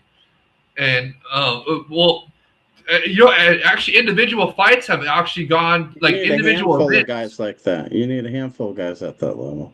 Well, hey, they're building them. I'm telling you, another young gun is Shinryu, who just beat Oji Kubo. That's another young gun they're building up. Really good lighter weight like I flyweight don't fighter. put any stock in beating Japanese people. Show me you can beat somebody else. He has look at his record. He's a good fighter, beating some good competition. Just stumbles against That's my U.S. men's international team argument. Yeah, they beat some teams in the first round. They gave them easy teams in the first round. When they got to the second round, now let's see what they can do. They get against Belgium. They look like they never played soccer before. You got to show me that you can do something more. Okay, well, I never believed in the U.S. men's. No, this men's national team. I never believed in them because I knew when they get in the next round, they're going to do like they always do. You got to show me you're going to do something else first. I'm not going to assume it. Okay, well, I'm just saying it's first. starting. Then I'll believe it. They're starting to show you. Ryzen Prince Akimoto is the prime example of this. And they got other young guns, up and comers. They got vets on there that fit your criteria too. Inoue, you can't deny Inoue, former champion. Naoki Inoue, he's got UFC wins already on his record, so he's already proven in the UFC. I mean, what more do you want? They're actually showing it in striking sports, not in MMA. They got a lot of great strikers, boxers, kickboxers, not MMA. No, Inoue, I'm gonna go on the wall on this one because Inoue also, he just fought in PFL and won. Beat an international fighter. He traveled to the PFL event outside Japan and won. And he's still fighting back in Japan now. Former champion Naoki Inoue. So this guy has the UFC wins already. Beat international fighters. Met all your criteria. Excellent veteran fighter. Japanese. I need to see him beat several. One is not enough. I'm telling you, look at his record. He has beaten several already, and he's got UFC wins already. Do it how are you dismissing his UFC wins already? He's got multiple UFC wins, and he was going to be going back to the UFC, but he lost. I forget who he lost to that made him go. I think it was Sabatello. If he had won that title fight against Sabatello, then he would have been in the UFC afterwards. But Sabatello edged him on the decision, fair and square, and prevented Inoue from being poached by the UFC. And that's my point. Sabatello. Don't get me wrong. He's a good fighter, but he's not a guy that was going to be champion in Bellator. He isn't. In RIZIN, he's decision against Rufian. Right, but what I'm saying, in RIZIN, he's on the verge of being the greatest RIZIN fighter ever. And that's what I'm talking about. I don't know about that. I mean, if he gets one more title win this year, he will be. Well, I mean, there's guys in the past I argue Jiri Prohaska is the greatest RIZIN fighter right now. Maybe you could throw Vadim Nemkov in there as well, or Manel Cape, or even Temirov from this weekend UFC Abu Dhabi. I'm just talking about from an accomplishment standpoint. Well, okay. I mean, I don't know. I mean, there's still several guys I put above Sabatello, but he's definitely on the rise. No, don't get me wrong. In RIZIN, definitely on the rise in RIZIN. So he's looking good, but it's not like he sucked outside the UFC. I mean, outside RIZIN, he just didn't go get to the UFC to prove it. I mean, he was winning in Bellator. He was a title shot. And Case wasn't a champion in any other organization either. So I'm just saying the guys they're bringing in aren't the cream of the crop, except for like Shaydullaev. Those guys. You could say if he beats McKee, you could say yes, this guy's one of the best fighters in the world, and they brought him in. But some of these other guys, it wasn't like from a standpoint of where they were at the time they brought him in. They weren't on top of anything. Dude, you're talking about post-pandemic RIZIN when they went to Japanese only, right. And they're just now getting out of that. The guys just now bringing the international guys back. The guys that Gomi and Sakurai, these guys that they had to fight were some of the better fighters in the world at the time. They weren't bringing in guys that couldn't win anyway. Pre-pandemic RIZIN was doing that. Yeah, Pride had the best fighters in the world. was there, Nemkov was there, Cape was there, pre-pandemic, all that stuff. So, I mean, right. I'm just saying, Pride had the best fighters in the world, and they still had 5 or 6 guys that were very high level. And what about Kyoji Horiguchi? Are you not going to count him as well as a Japanese RIZIN fighter? But he meets your criteria of a guy that the American fans were calling to get taken from RIZIN, get poached from RIZIN to bring over to the UFC, a Japanese guy. But he's not in RIZIN now. That's my point. He's on the way out. He's on the way out. So it still meets the criteria for the he I'm matches saying, Japanese what fighters from the does past. Ryzen Easily. need to reach a higher level? They're doing it right They now, need 5 or 6 Japanese guys that can beat almost anybody. and That's what they they got need. a couple. Horiguchi was one of them.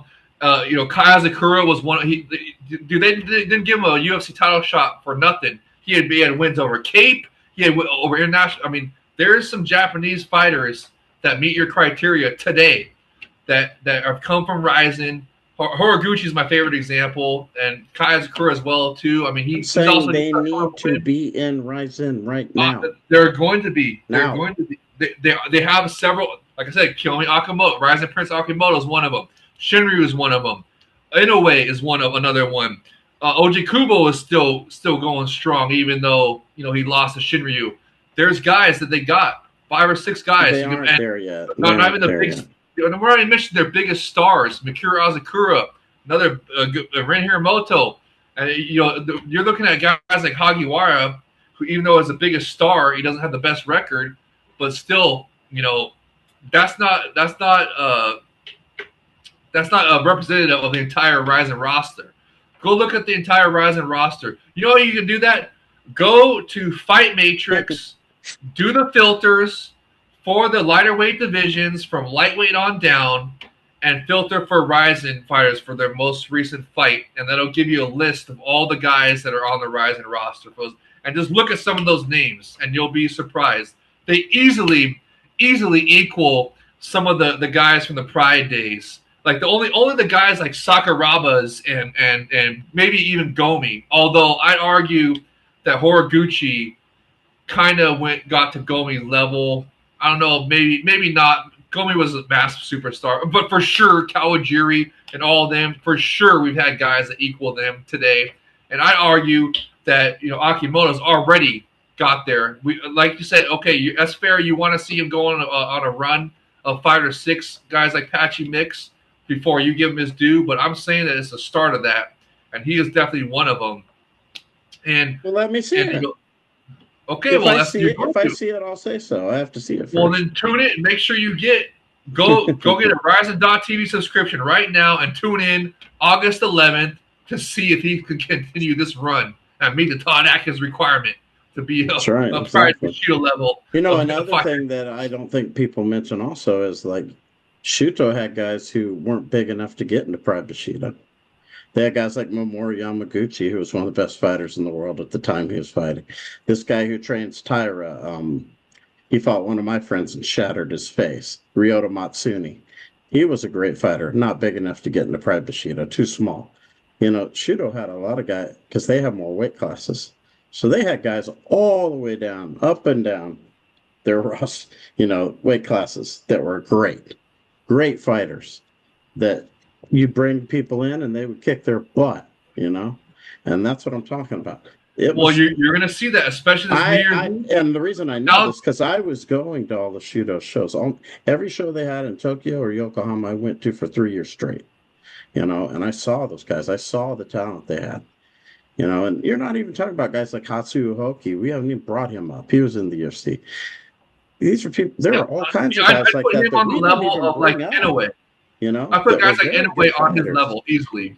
Right, but I'm just saying we're not even bringing up people that they had that were great fighters, especially in Shuto. Like Ryan said, at the time that I was there, Shuto had the best fighters in the world. Not everyone knew that, but I knew that, and so did he. Most people knew that.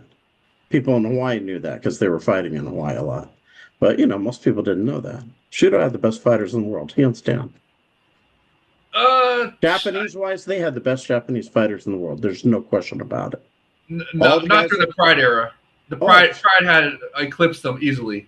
Right, but Pride was Shudo. Who did they get their fighters from? Gomi came from Shudo. Sakurai came from Shudo. Well, those guys came from Kawajiri, came from Shudo. Sakuraba did it. Takaya came from Shudo. So Sakuraba was from the original UFC. Right. But I'm saying all the guys they have in Bushido, all the best Japanese fighters they have in Bushido. Oh, you're talking about Bushido. Okay. Almost all of them came from Shudo. Mizaki came from Pancrase. They had a couple that weren't from there. Well, today's they got of them came from the same promotion. Okay, well today they got to compare with Shudo. They still got Shudo today. They also got Deep. They also got Shudo's falling apart. It's not the same as it was before. That's okay. Well, if Deep, you watch the show with Go Ryan, if you had Strong. showed up, you would have got to listen to some of that. But Deep is an excellent promotion that Shudo beat used to what Ryzen, Shudo had was just like Shudo did Pride. what Shudo had that was great is they had their entire own infrastructure. They had official Shudo gyms. You couldn't get into Shudo unless you trained at one of these gyms. They had their own amateur circuit. They had 3 levels of that circuit, amateur, BC, and then pro. They had a whole infrastructure back then. Now, that infrastructure doesn't exist the same. They're still Well, it's not really needed nowadays, in my opinion. Yeah. I feel like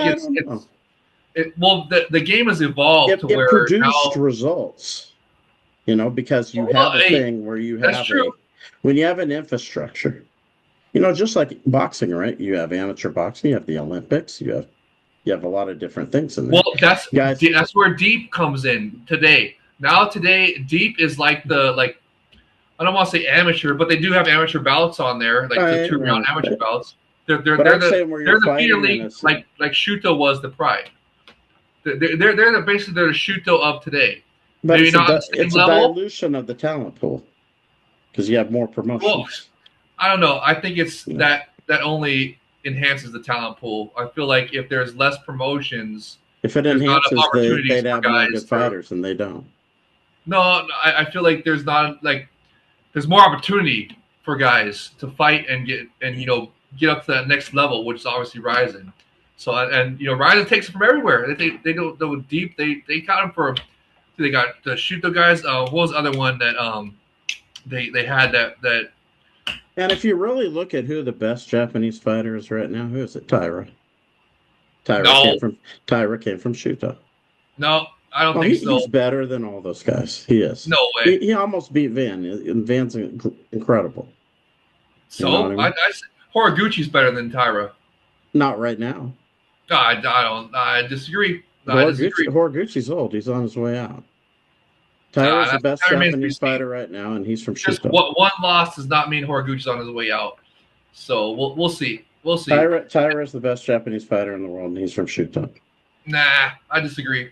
I think Akimoto has a chance to be better than him. I know you're going to say, oh, he's got to prove it first. Okay, granted. I think that Oji Kubo would smoke Tyra right now, even though he's elder, advanced in his age. I think who else would take him? What weight class Tyra again? He's flyweight, right? Or no, featherweight? Or no? I'm blanking because we're live. Yeah, I think he's like bantam or flyweight, yeah.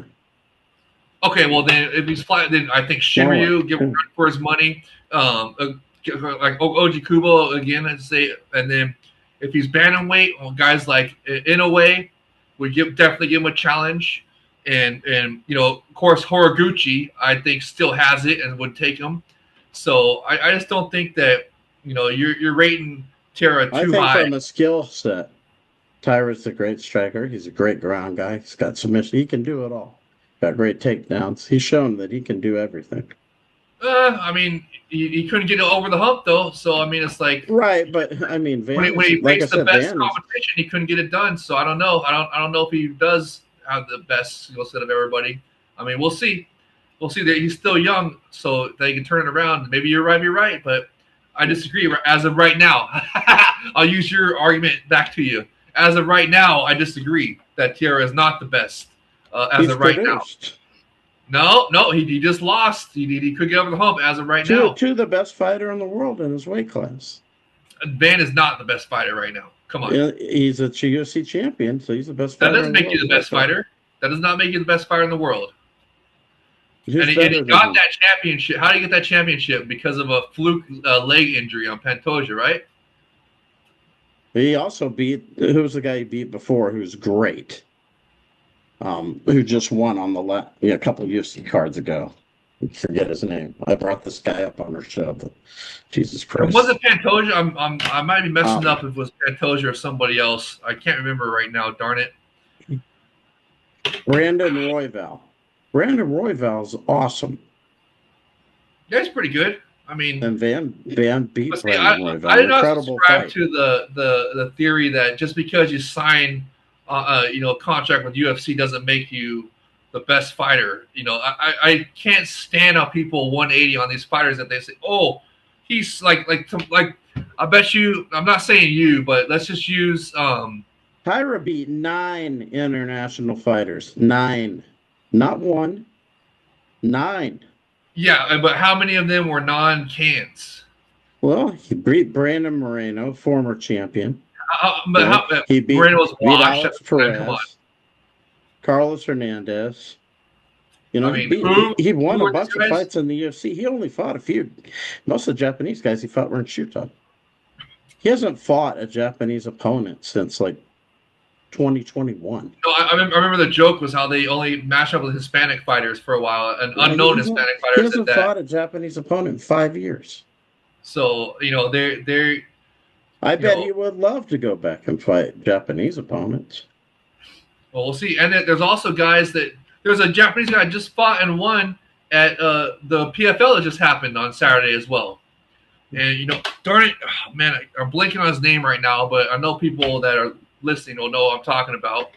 So there's other guys besides, you know, and I'm guarantee you he's going to be part of a collaboration. Dude, you're going to get exactly what you've been. We want the proof. It's coming this year. This collaboration is happening. They're going to be matching up. Like I was telling you, Hafid said that what they want to do is they want to match up Japanese fighters versus international fighters. Probably for just what you're saying.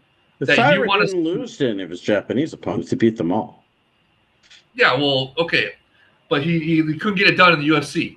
He lost the championship to a guy that. But what I'm saying, really I'm sure he'd love to fight guys in RIZIN, other Japanese fighters.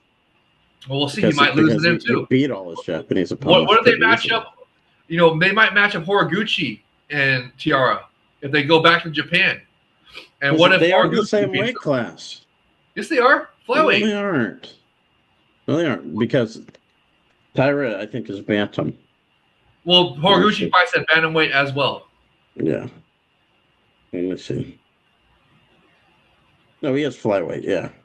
Okay, well then it doesn't matter because Horiguchi fights at both weight classes, so they can make that fight if they go to Japan, have it a Japan event. Horiguchi versus Tiara that sell really well, and Horiguchi could beat him. UFC won't put those two guys against each other. Well, whatever. I mean, I'm just telling you, theoretically, it's possible, and that's what would happen. So, you know, he might end up fighting Cape, you know, because Cape is number 2. Joshua Van might end up fighting Cape, you know, or Cop, however you want to say it. No, it's Cape, dude. I can't stand they call it Cop, dude. That's ridiculous. Tyra might end up fighting Cape, you know, since they're both kind of. In fact, I'd be pretty surprised if he didn't, because Tyra's probably the 1 or 2 contender at this point. Well, that would be interesting to see, because Cape just beat Horiguchi, so that'd be a good you know, number 1 contenders bout to see to get Cape into the title fight if they don't give him it next. So we'll see what happens. Well, Cape is dangerous, so Cape is real dangerous. So, anyways, I mean, what's the count up to? What's the counter up to on the time wise here? How we've been talking? I don't want to go too long. I know it's late. We got to stop here because we have been going on all, but But I think we did a pretty good debate for the fans. I brought up some great examples to say that, hey, you know, we're at least on Pride Bushido level or getting there. And you know what? Getting there, I think, is more fair to say. I want to say getting there on that level, not even close. I feel like a couple events have already achieved Pride. And I do this Super RIZIN event coming this year. I feel that's going to achieve Pride FC level. And for sure, New Year's Eve this year is going to achieve Pride FC level. I feel like a couple of New Year's Eve events in the past, like that RIZIN versus Bellator, that achieved Pride Bushido level for sure, in my opinion. Otoko Matsuri, Pride Bushido level for sure. I mean, a couple of Super RIZINs, a couple of New Year's Eve Pride Bushido levels. I mean, they've gotten some cards already that have been Pride Bushido level. They just got to get these regular cards to be on Pride Bushido level, but I think it's coming. I think it's coming soon. But I'm telling you, I think this year we're going to see some that are going to be on Pride FC main card level. This Super RIZIN card with this matchup. You even admitted yourself, Todd. You said that McKee and Shaydullaev is a Pride FC level matchup. So McKee's great. I think Shaydullaev, this is a fight for him to prove that he's great. 100% agreed. Yeah. And we have fighters that are coming up that compared to the guys of the past in the Pride Bushido levels. Like I said, I'll name off Inoue, Ojikubo, Shinryu, Horiguchi, all these fighters that we can do comparable to the guys of the past. They're there. There's just not as many of them as there were back in the day. But hey, they're building right now. Like I said, your criteria is going to be met this year with collaboration that's announced with the PFL and the ACA. We're going to see, because that's what their game plan. Like I said, Hafid said that's what they want to do is match up international fighters versus Japanese fighters for exactly what you're talking about. So we're going to see it proven this year, and it's going to culminate at New Year's Eve. So anyways, just to wrap up, thank you for debating me. Thank you for being civil. Hope all the fans enjoyed it. Hopefully, we both made some great points, and both, I think it was a fair outcome. I feel like, okay, Todd is saying, okay, you relented and said, okay, well, I just want to see it proven now. Okay, you got guys that are on their way up. Yeah, you got to prove it now. And I'm saying, okay, so that's good. Admit, okay, it is on that level, or it's starting to be on that level now. It's at the start of it. Now it's just going to continue and be proven, and that's what's going to happen this year. So we'll see that more. And then also, we went through the sensational Landmark 15 card for you guys, the hat trick ground and knee finish card, as I like to call it. That was chaired by Danny K1 striking one punch man Sabatello, sensational finish. And then also went through the super mega ultra presser of all the stuff happening at Super RIZIN and October and November Landmark cards announced, and all the stuff with the collaboration with not only PFL but ACA. It's going to culminate on New Year's Eve. So everybody, make sure you go get your RIZIN.TV subscription. Tune in for this next card, August 11th, RIZIN 54. Make sure you tune in to the Ryzen Report preview. Hopefully, we're going to have a guest to preview it with you. It's going to be super important, as we were just talking about in this debate with Todd, about how, Clever and Ryzen Prince Akimoto is going to be really, dude, that's the next one in this progression to say, what we were talking about debating over here. So that's definitely one, and it's an unofficial, number one contenders bout to see who's going to face the winner of McKee and Shaydullaev, or the winner of that versus the winner of Kizriev. So we'll see. But it's a super important event, August 11th. Remember, it's on a Monday night for us, August 9th. That's a Monday night, so make sure you take off work put in to have off on the Tuesday, August 11th. Put in on your work now for those couple weeks, and then might as well, while you're doing that, just put in for the Thursday, September 10th, to be off as well, because that's going to be Super RIZIN 5. But everybody, get your RIZIN TV subscription, tune in August 11th, and tune in right here in the RIZIN Report on the Todd Atkins Network for the preview. Thank you for joining us. This has been sensational. This is a lot of fun, Todd. I really enjoyed it, and I can't wait to do it again, brother. It was awesome. Thank you for having me on. Thank you for doing this fantastic show. Yeah, everybody, appreciate checking out the episode, and until next time. Pride never die. Pride has risen.